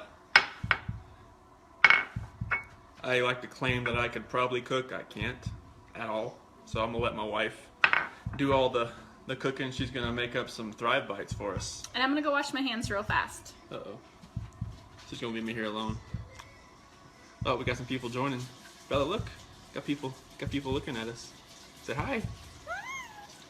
Wife's gonna be making up some Thrive Bites here in a second, so make sure you hop on and join us for the 12 days of Christmas. Bella's got some chocolate chips. I need a Lavelle apron. They All probably right, make guys. Hey, Michelle. Hey, Amanda. Bella's showing you what she's eating. She's eating the ingredients. She's been eating the ingredients since I've been getting them prepared, so. So we're gonna make Thrive Bites today. Chris didn't want to go on live doing it because he didn't want to mess anything up. Not that you can mess anything up with Thrive Bites. It's so simple. Except for today, we're gonna double the recipe because we love the Thrive Bites. When you are craving something to eat, or junk food or whatever, you just pop a Thrive Bite and it fills you up, and it's really delicious. Thrive Bites, right? Good job, Bella. My little helper right here. Thrive Bites. So today, I will post in the feed the Thrive Bites. Bella, shh. Will you turn it down for me, please? So I'm going to post in the thread here today on how to make Thrive Bites and the recipe. So basically it calls for 1 packet of your lifestyle mix. Now you can use any flavor. I'm going to use vanilla here today. And hold on, honey. It calls for a cup of oats, a half a cup of peanut butter. Hi, Bonnie. Hey, Corey. Look at Bella. A half a cup of mini morsels. Now, I'm doubling the recipe, but still want to keep the calories down, so I'm only going to still do a half a cup of mini morsels. It does also, you can add anything into it, like coconut, peanuts, walnuts, whatever you want. It's up to you. You also add a 1/3 cup of honey, a half a cup of ground flaxseed, and a teaspoon of vanilla. I don't know if I mentioned peanut butter, but also half a cup of peanut butter. Again, I'm doubling the recipe, so everything I'm doing here today is going to be double. Hey, Madison. Take care of my dad while he's there with you this week. All right, guys. Sorry. So first I'm going to add my oats. These are so good. We can't keep them in the house. So then I added, sorry, the mini morsels. I add the ground flaxseed. So I always add all the ingredients. I'll just add the rest of Bella's. I add everything that's easy to mix. And so I'm gonna pour our premium lifestyle mix in a cup so you guys can see the consistency. It is micronized. It is fine. Very, very, very, very, very fine. Hey, Christine. So if you guys, probably can't see that way here. So if you can see how finely micronized it is. I mean, literally it's thinner than powder. I mean, flour. I don't know if you guys can see that very well. So, hey, Mandy. So the Thrive Premium Lifestyle Mix is so fine. I mean, it's very, very, very fine. Let me find the other one. So you add 2 of those because, like I said, I'm doubling the recipe. Hey, Sharon. And so now I just pretty much mix this. And then I'm going to add the honey, the peanut butter, and the vanilla. So look at this so far. Hey, Sarah. So look at our little Thrive bites so far. They're no bake, super simple, super delicious. Like I said, like I'm going to Punta Cana in February, and I need to continue to, where'd Bella put my spoons? Hold on, guys. I think she took my, hold on.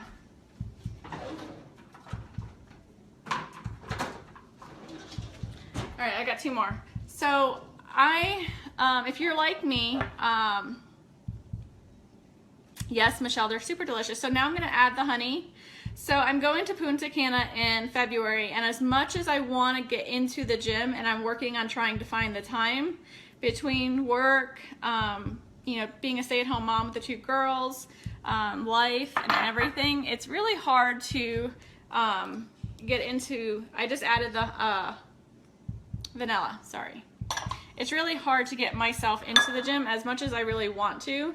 I've been doing some kind of like mini workouts at the house, like squatting and things like that, but it's hard for me to get to the gym. And being a stay-at-home mom during the day and working overnight shifts, you tend to snack a lot because you're always around food, and you know, whatever happens, you know, the kids are eating snacks, you jump on snacks. So this is my way of making my own snack, that instead of me grabbing a fruit roll-up or a bag of chips or any of that stuff, I just grab one of these, and I've made my own for the kids too. So they have their own little protein bites Bella loves. So now that all my ingredients are in here, I'm just going to mix it up really good. And as you guys know, messing with peanut butter, it's fun. So, sorry, I don't like a mess when I'm cooking. Not that I'm cooking. I know, Bonnie. So Bella does squats with me at the house because, you know, we all gotta work up the backside, right? So I am doing squats at the house, and it's super funny because she tries to do them with me. And so here comes Cece, the sumo wrestler, doing squats in my living room because she literally looks like a sumo wrestler when she's doing them. Yeah, Mandy, so that is my favorite side effect. And you know, the thing is, it's not a weight loss company. And as you know, I use you as an example because you are super skinny when you started Thriving. And so like, it's not a weight loss company, but you know what, with anything you can do, you can manage your weight, you know, with just the small things that you do with cutting out junk food. Like that's what has happened with me when I started the Thrive experience, is I no longer crave a lot of the junk foods as I used to crave. And being lazy from, sorry, I'm getting another spoon. Some of the, you know, filling in your nutritional gaps and craving more water, which is all I used to drink before, but I really crave a lot more water now. And on top of that, like I'm literally eating better. So that's really huge. You know, you got to take care of your body. You got to eat better. I'm changing the spoon because of the peanut butter. Hi, Carrie. So we're making mini Thrive, or not mini, but Thrive Bites here. So my hands are washed. Sometimes, you know, when you're in the kitchen, you just stick your hands in there. With the heat of your hands, it helps to melt the peanut butter a little bit, and so it kind of makes it easier to manage, so to speak. And then we're just going to literally roll these into balls, whatever size you like. I like to do them in like little minier sizes. So, and I'll kind of demonstrate here. Let me get this.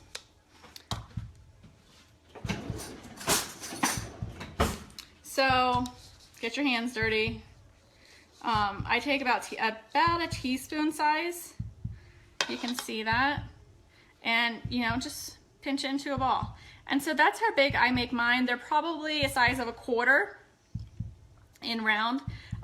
Carrie, they're super delicious and very healthy for you too, except for the fact that they have little mini morsels in them. But I cut the recipe in half when it comes to the mini morsels. And then you can be creative. You can use the strawberry shake with it. You can use the apple pie and create it into like an apple pie little treat. I love the peanut butter because everyone in this house loves peanut butter and I can never keep it on hand. So it's been really good. Like I said, the girls love them. I don't use the Thrive Lifestyle mix for the girls, but I make them their own little mini bites so they feel like they're getting a treat with us too. Yes, Mandy. So these are so, like, honestly, they're really good too. But yeah, and you can do whatever you want with them. You can add anything. I'm not a coconut person, so I don't add coconut to mine, but you can add chunky peanut butter. You can add anything, you know, that you want. Stick them in the fridge, let them chill, and then put them in a little container, and then you're good to go. Grab and go. How many spoons are you required? Listen. I use like one sometimes, but like it's sticky, and you know, usually I just use my hands a lot. Of course they're clean, but you know, I'm trying to be, you know, proper, like professional TV cook, you know. I don't qualify though. So, give me 1 second. They're really good. You guys really have to try them. I will post them in the thread here. I am down 28 pounds since I started the Thrive Experience, and going to Punta Cana in February, I'd like to be down another, you know, a good 5 to 10 pounds. And so this is a really good way for me to do that. And I'm going to show you kind of what they look like. I'm sure some of you have made some protein bites before. So it's super simple, you guys. Have fun with it. Bella was helping me out, but Chris took her away so she wouldn't talk on the video. Incorporate your kids, like make something for them. Like, and this is super fun. Bella likes to roll these with me, and she does a really good job with it. And it's interaction with your children too at the same time. So that's pretty much it. I'm gonna finish making these, and then I'll come back on later and show you what they look like when they're all done, even though they look the same, just a little firmer. So you guys have a great day, and I'll post the ingredients so Michelle, you can go ahead and continue shopping when you're at Walmart today. All right, guys, have a great day. These are great when you have an afternoon slump of work. Yes, so good. And you know, honestly, like I eat them throughout the day, and they're really good snacks for when I work overnights, because when I work overnights, I tend to snack on a bunch of junk food, like things that aren't good for you. And so these have been a really good supplement instead of doing that. So instead of a bag of chips, I'm eating some Thrive Bites. All right, guys, have a great day.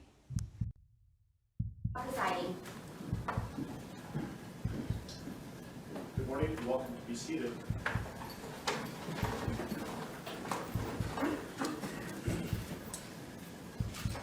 Okay, we are on the record. We are in Division 17 of the Weld County District Court, and we are here regarding Weld County case number 18CR2003, people of the state of Colorado versus Christopher Lee Watts. My name is Marcelo Cuptown, a district court judge here in Weld County, and I will be the presiding judge in this case. If I could please have the lawyers identify themselves for the record, starting with the prosecution. Good morning, Your Honor. Michael Rourke on behalf of the people. Patrick Roach on behalf of the people. Your Honor, John Walsh on behalf of the defense. Jay Merson on behalf of Mr. Watts. Thank you. Thank you. report that you want to make a record regarding compliance with the Victims' Rights Act? Yes, Your Honor, we are in compliance with the Victims' Rights Act. Frank Rusick, who is Shanann Watts' father, is present in the courtroom, as is Frankie Rusick, who is Shanann Watts' brother. They are present in the courtroom, and we have advised them of the purpose of today's hearing and what we expect to occur. Thank you. Mr. Watts, last week I gave you a limited advisement because charges had not been filed. They have now been filed, so I'm going to give you a full advisement. If at any time you have any questions, please let me know, and welcome also to certainly consult with your attorneys, okay? Yes, sir. So, you do not need to make any statements. Any statements you make can be used against you. Do you understand? Yes, sir. You have the right to be represented by counsel, and if you're indigent, you have the right to request the appointment of counsel or consult with the public defender before any further proceedings are held, and I see that you've taken advantage of that right. Any plea that you make must be made voluntarily and not the result of undue influence or coercion. You understand? Yes, sir. At this point, I have denied your right to bail, given the charges. You can certainly have a conversation shortly about that issue. You have the right to understand the nature of the charges. We'll go over that in a moment. You have the right to a jury trial. You also have the right to demand and receive a preliminary hearing within a reasonable time to determine whether probable cause exists to believe that the offenses charged were committed by you. Do you understand? Yes, sir. I assume that the defense has received a copy of the complaint and information. Mr. Watts, let me explain to you what you have been formally charged with and what the possible penalties are. Count 1 alleges that on or about August 13th, 2018, Christopher Lee Watts unlawfully, feloniously, after deliberation, and with the intent to cause the death of a person other than himself, caused the death of Shanann Watts in violation of Colorado Revised Statutes 18-3-102, subsection 1, subsection 8, and that crime is classified as murder in the first degree of class 1 felony. Do you understand? Count 2 alleges murder in the first degree, also a class 1 felony, and it reads that between and including August 12, 2018 and August 13, 2018, Christopher Lee Watts unlawfully, feloniously, after deliberation, and with the intent to cause the death of a person other than himself, caused the death of Bella Watts in violation of Colorado Revised Statutes 18-3-102, subsection 1, subsection 8. Do you understand? Yes, sir. Count 3 alleges murder in the first degree, a class 1 felony, and specifically it alleges that between and including August 12, 2018 and August 13, 2018, Christopher Lee Watts unlawfully, feloniously, after deliberation, and with the intent to cause the death of a person other than himself, caused the death of Celeste Watts in violation of Colorado Revised Statutes 18-3-102, subsection 1, subsection 8. Do you understand? Count 4 alleges murder in the first degree, a class 1 felony. It alleges that between and including August 12, 2018 and August 13, 2018, Christopher Lee Watts unlawfully, feloniously, and knowingly caused the death of Bella Watts, a child who had not yet attained 12 years of age, and the defendant was in the position of trust with respect to the victim in violation of Colorado Revised Statutes 18-3-102, subsection 1, subsection F. Do you understand? Yes, sir. Count 5 alleges murder in the first degree, a class 1 felony. It alleges that between and including August 12, 2018 and August 13, 2018, Christopher Lee Watts unlawfully, feloniously, and knowingly caused the death of Celeste Watts, a child who had not yet attained 12 years of age, and the defendant was in a position of trust with respect to the victim in violation of Colorado Revised Statutes 18-3-102, subsection 1, subsection F. Do you understand? Yes, sir. With regard to these first 5 counts, the minimum sentence that the court could impose if convicted is life imprisonment in the Colorado Department of Corrections, and the maximum the sentence is death. Do you understand? Yes, sir. Let me also point out that pursuant to Rule 32.1 of the Rules of Criminal Procedure, the prosecutor would have to file a written statement of intent to seek the death penalty no later than 63 days after arraignment. Do you understand? If a life imprisonment sentence was imposed, it would be without the possibility of parole. Do you understand that? Yes, sir. Count 6 alleges a Class 2 felony of unlawful termination of pregnancy in the first degree. Specifically, it alleges that on or about August 13, 2018, Christopher Lee Watts, with the intent to terminate unlawfully the pregnancy of a woman, namely Jeanette Watts, feloniously and unlawfully terminated the pregnancy of the woman. Further, the woman died as a result of the unlawful termination of the pregnancy in violation of Colorado Revised Statutes 18-3.5-103. Do you understand? Yes, sir. The possible penalties, if convicted for this crime, is a mandatory minimum 16 years in prison up to 48 years in prison, followed by an additional mandatory parole period of 5 years. Do you understand? Yes, sir.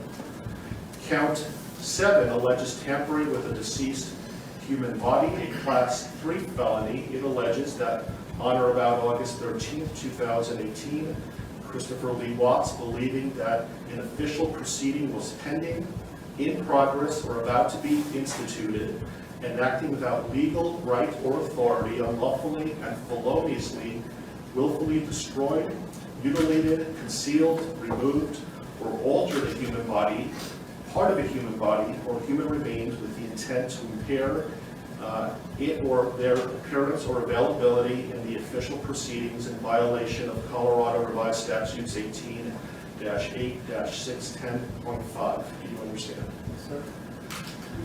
Count 8 alleges also tampering with a deceased human body, a Class 3 felony. It alleges that on or about August 13, 2018, Christopher Lee Watts, believing that an official proceeding was pending, in progress, or about to be instituted, and acting without legal right or authority, unlawfully and feloniously, willfully destroyed, mutilated, concealed, removed, or altered a human body, part of a human body, or human remains with the intent to impair its or their appearance or availability in the official proceeding in violation of Colorado Revised Statutes 18-8-610.5. Do you understand? Yes, sir. And finally, count 9 alleges tampering with a deceased human body, a Class 3 felony. It alleges that on or about August 13, 2018, Christopher Lee Watts, believing that an official proceeding was pending, in progress, or about to be instituted, and acting without legal right or authority, unlawfully and feloniously, willfully destroyed, mutilated, concealed, removed, or altered a human body, part of a human body, or human remains with the intent to impair its or their appearance or availability in the official proceeding in violation of Colorado Revised Statutes 18-8-610.5. With regard to counts 7, 8, and 9, those Class 3 felonies carry a presumptive range of 4 to 12 years in the Colorado Department of Corrections. If there were sufficient mitigating circumstances, the minimum could be as low as 2 years. If there were sufficient aggravating circumstances, as many as 24 years. And any prison sentence would be followed by an additional mandatory parole period of 3 years. Do you understand? Yes, sir. Do you have any questions about what I've said so far? Yes, sir. And Mr. Merston, has your office filed a written intent to seek a proof evident presumptive hearing? Not yet, Judge, but we will be filing that. This case will be Mr. Walsh's and Ms. Harrell's. They will have the attorneys listed on the, I believe, the most recent pleading from the defense. Okay, thank you. And I would point out, Mr. Watts, that the prosecution also indicated in the complaint and information that these were acts of domestic violence. Do you understand that? Yes, sir. Okay, thank you. And so, Mr. Walsh, what is your request today? Your Honor, considering that receive any discovery of the case. We're not in a good position at this point to advise the court about what kind of time we'll need. My suggestion to the court is that the court allow Mr. Watts to reserve the preliminary hearing in the case, reserve the proof evident hearing, and set the matter for a status conference about 60 days out. So just to be clear, he is waiving his right to have a preliminary hearing within 35 days, that he's not seeking a proof evident presumption great hearing prior to the setting of the status conference in about 60 days, but he's reserving his right to have those hearings in the future, but not necessarily within 35 days. Is that right? Yes, Your Honor. We've spoken about those issues. And do you understand what we're talking about, Mr. Watts? Yes. Do you have any questions about that? Okay. And Mr. Rourke, do you have any objection to that request? No, Your Honor, that seems like the prudent way to proceed at this point. Okay. Let me give you a date that, how does, so 60 days is about October 20th or so.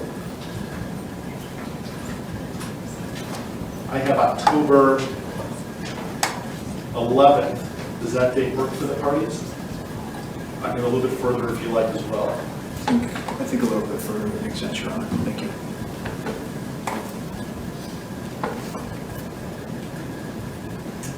How about November 19th?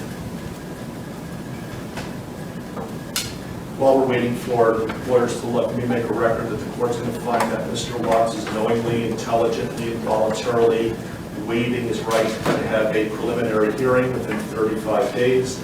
And while he has not asked for a proof evident presumption great hearing yet, I'm told that he will, but he's not requesting that hearing prior to the status conference that we're setting today. Agreed? Yes.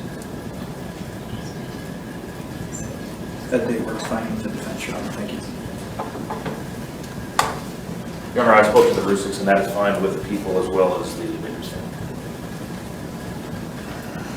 How is late morning on November 19th? Anytime, Your Honor. Late morning is fine. Very good. How about 10:30? That will work for the people. And that will be in Division 16. I apologize for the bouncing around of division, but my courtroom obviously is not big enough, and I will keep you updated on where the divisions are going to be, but the next court date will be in Division 16. Are there any other questions, comments, concerns, anything that we can address today before us recessing? I think there are a couple of things outstanding, Your Honor, and first I wanted to address one very ministerial point of clarification with respect to the standing decorum order that the court entered yesterday. By its terms, and when the court defines the applicable areas, that includes my office, specifically the boundaries of the district attorney's office. I just wanted to make a request for clarification that the terms of this order do not apply to the conduct that occurs within my office itself. Agreed. Thank you. Otherwise, I have provided a copy of this to the employees of my office, and we will be providing it to law enforcement after this hearing is fine. Thank you. I also intend on issuing a case management order later today, so be on the lookout for that. I don't know if the court has the desire at this point this morning to address a couple of the other outstanding motions that the Public Defender's Office has filed that we had entered or filed responses to. We have not addressed motions 2, 3, 5, and 7. And those are the defense motions 2, 3, 5, and 7. And for the record, our responses were C, D, E, and F. I don't have those motions in front of me, but I know that I issued a number of written orders yesterday. Did you receive those? I received written orders, but not as it relates to those 4, so perhaps they just haven't reached my desk yet. If they haven't yet, I will issue a written ruling. We'll be getting them shortly. I issued a number of orders yesterday. Your Honor, does that include, I did get the order on motion 5 and motion 7. Does that include motions 2 and 3 then that the court would? Remind me what 2 and 3 are again? Motion 2 is the motion to allow confidential defense experts to be present for any testing. And we did have a bit of additional argument on that if the court wanted to hear it. Motion 3 is a motion for a protective order. I prefer that you put it in written, and then I'll issue a written order with regard to that. Is that something that's time sensitive? I think it could be, Your Honor. I can't speak for the district attorney, but it could be. I can tell the court, understanding what Mr. Walsh is referring to in motion number 2, it is not something that is going to occur in the next day or two, so it's not time sensitive in that respect. So you'll be received, if you want to put something in writing, you're welcome to, and I will issue a written order in a timely manner. Does the court want to give us a deadline for that? Sure. When would you like to file a response? I can have it done in a day or two. Okay. And so, do you have control, Mr. Warren, as to when the testing is going to occur? Absolutely. I can certainly make clear to our forensic agents that pending the litigation or the receipt of a court order on this, that we will not do any forensic testing. That'd be great. So did you want to have time to file a reply to the response? If necessary, if I could have 3 business days to file a response to whatever Mr. Walsh files in the next couple of days, I would appreciate that. Okay, so Mr. Walsh, do you have something filed by close of business tomorrow? Yes, sir. Okay, so close of business on Monday, Mr. Warren? Yes, sir. Then I'll have something to the parties by midweek next week. Thank you. Any other issues that we can resolve today? Not for the people around. No, Your Honor. Okay. Okay, we are in recess. Thank you for your time.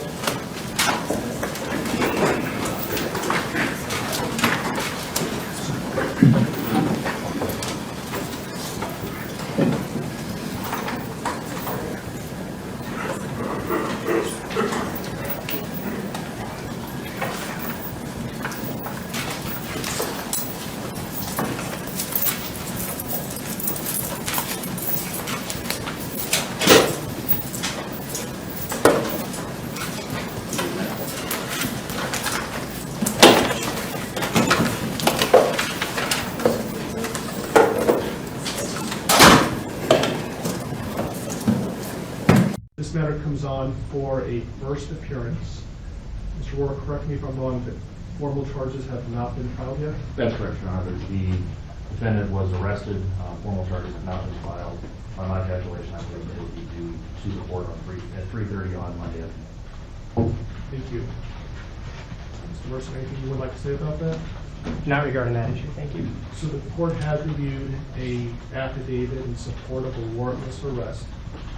The court has found probable cause for the arrest. Specifically, I see that Mr. Watts was arrested for 3 counts of first-degree murder, each a Class 1 felony, and 3 counts of tampering with a deceased human body, each a Class 3 felony. Again, these are only charges that are named in the affidavit in support of the warrantless arrest. It's the district attorney's office who will ultimately decide what charges, if any, are going to be filed. And Mr. Mercer, would you like me to advise your client of his rights pursuant to Rule 5? Yes, please. Thank you. So, Mr. Watts, I would like you to listen carefully to the rights that you have, okay? Thank you.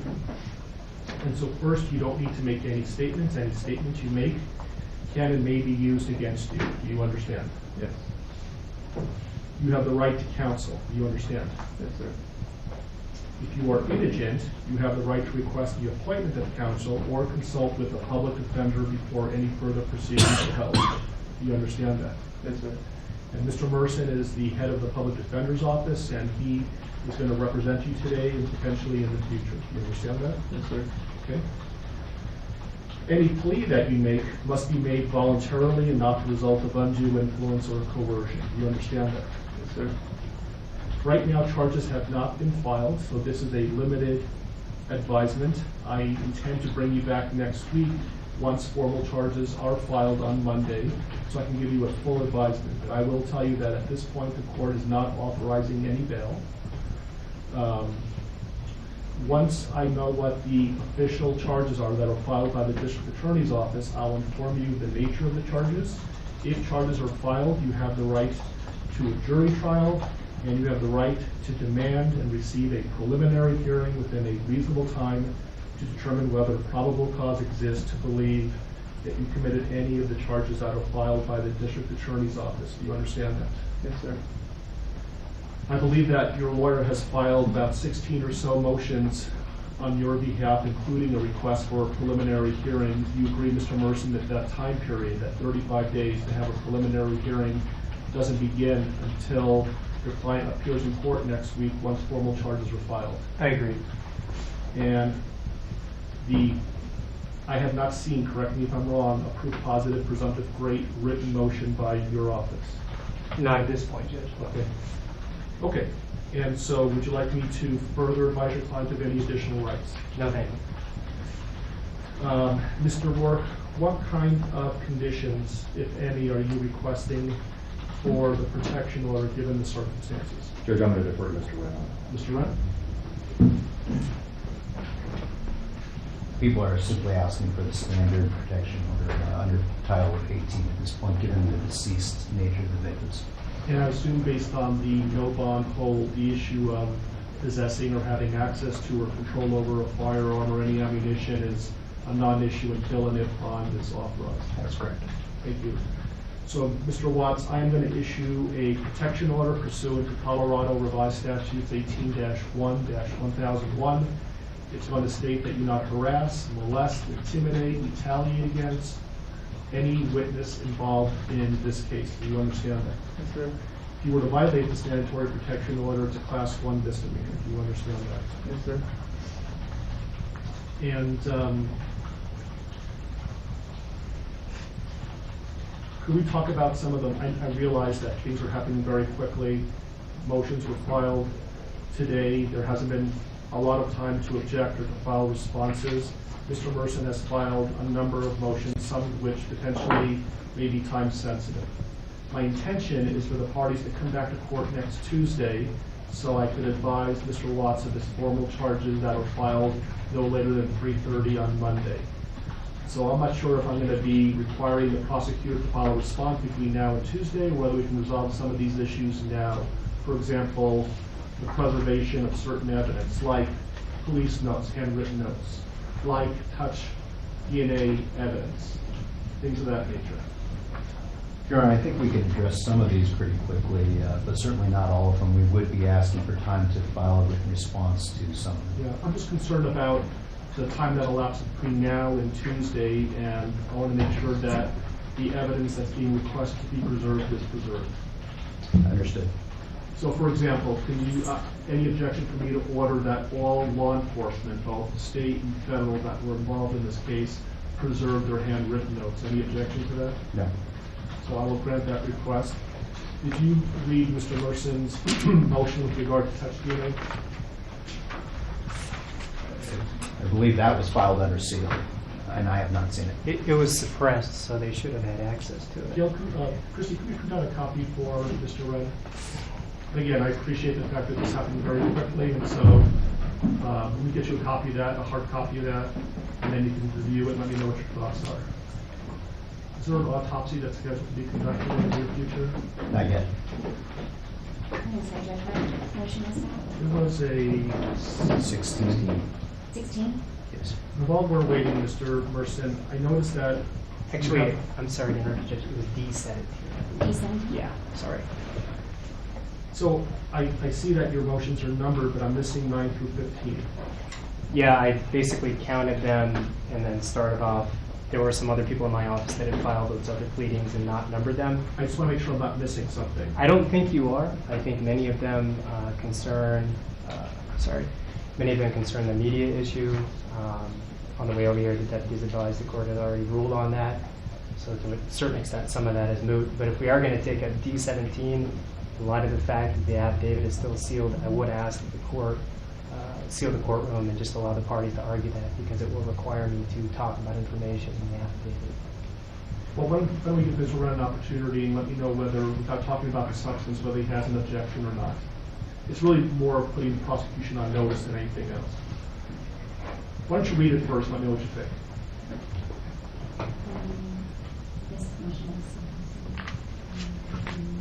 You can give it to the prosecution.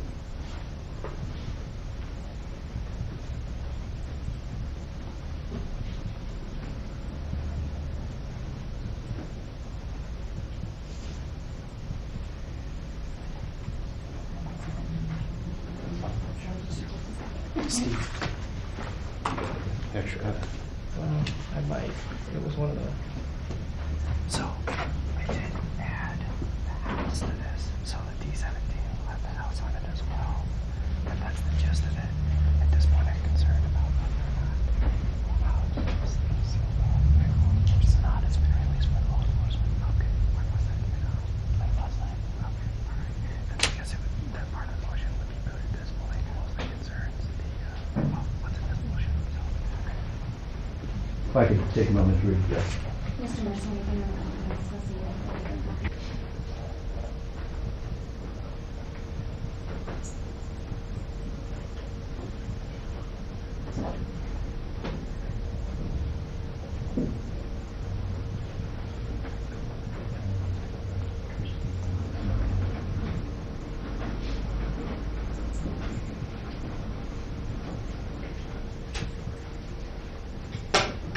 Mr. Rand.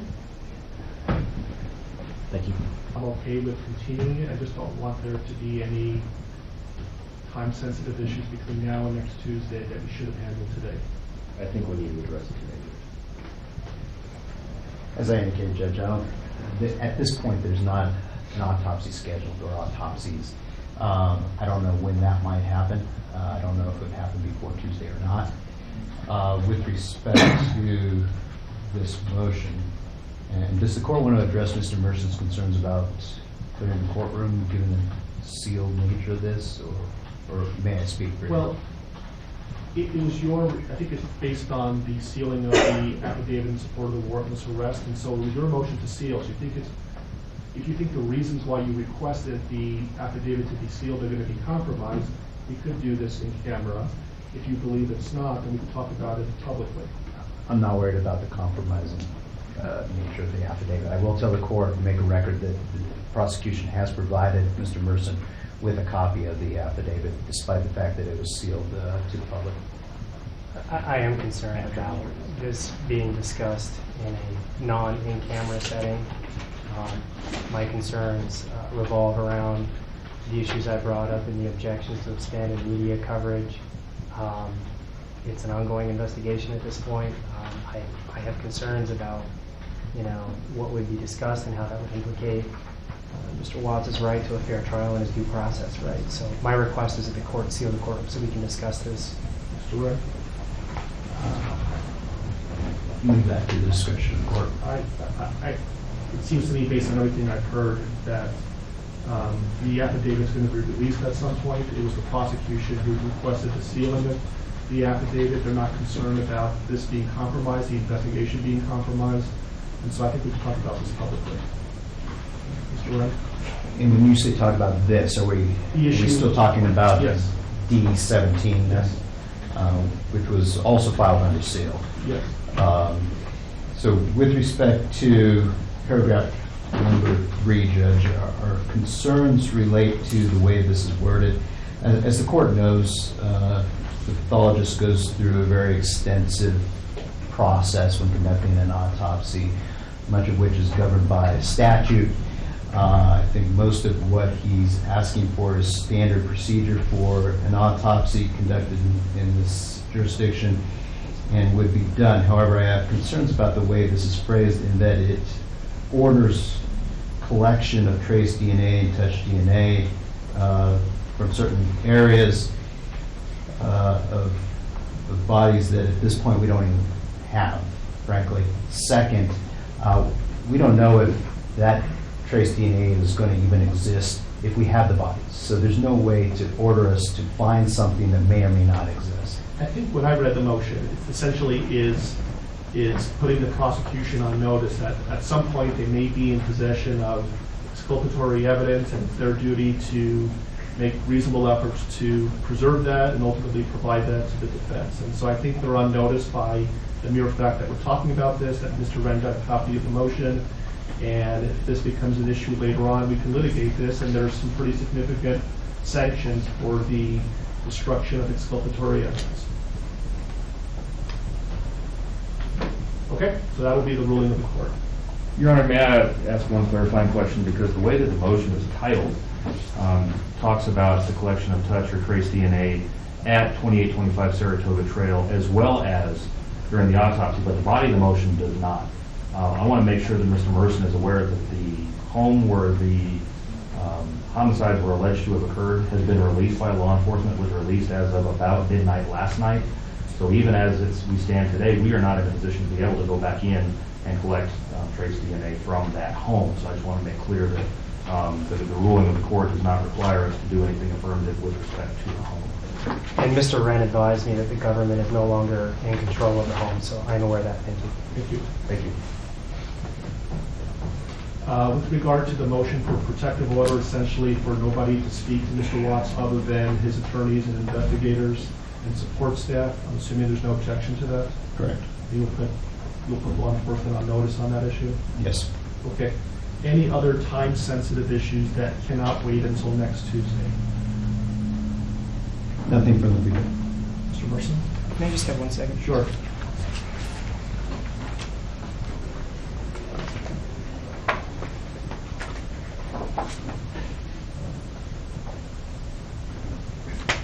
Nothing further. Thanks, Judge. Okay, and I would just respectfully ask that if you file anything between now and next Tuesday, certainly into the future, if you could advise your office of this, if there's more than one lawyer working on it, please number every pleading that's filed, and for the prosecution as well, maybe you can use letters. And that way I know that I'm not missing something. That would be wonderful. Yes. Yes. Okay, so we'll see. Let's pick a time next Tuesday.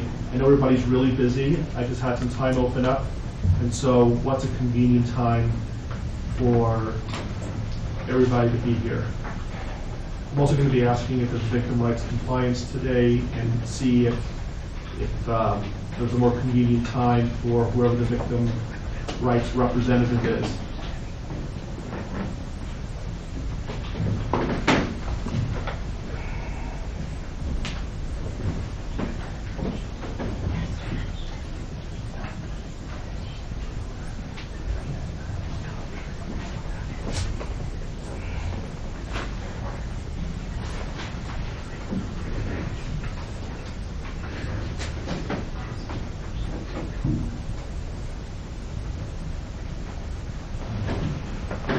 We have been in communication with the family of the victims. We are in VRA compliance with that, based on that effort. At this point, we don't have any specific times that are good or bad for the family, but we will certainly contact them as soon as we leave and clarify their availability for next Tuesday. How about the attorneys? What's a good time for you to be here on Tuesday? Anytime, Judge. I'll make it work.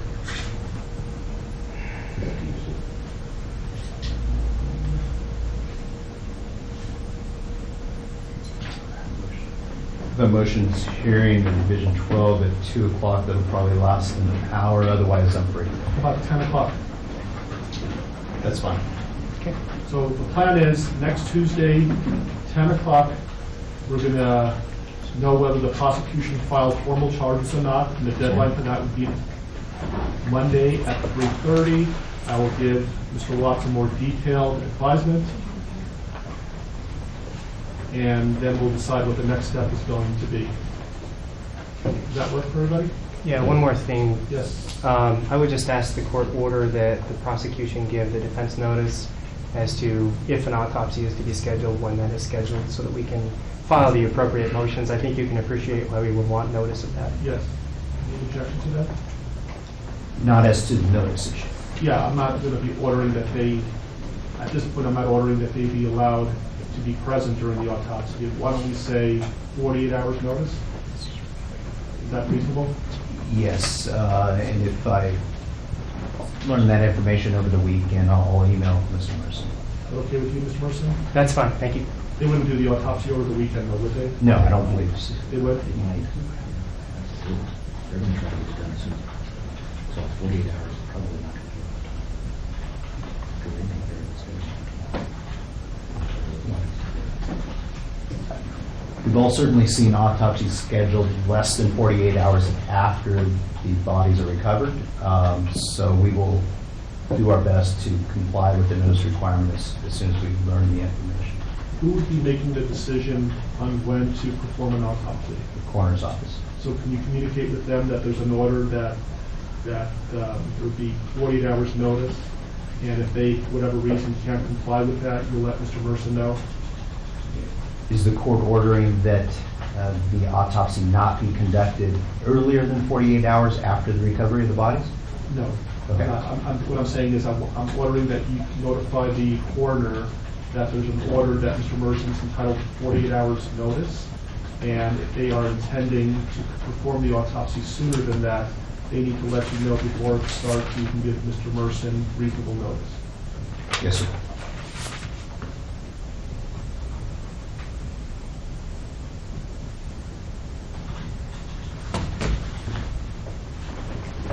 Anything else you can think of between now and next Tuesday that we can resolve today? Nothing from the prosecution. Nothing from the defense, thanks. Okay. All right, we'll see you next Tuesday at 10 o'clock. We are at the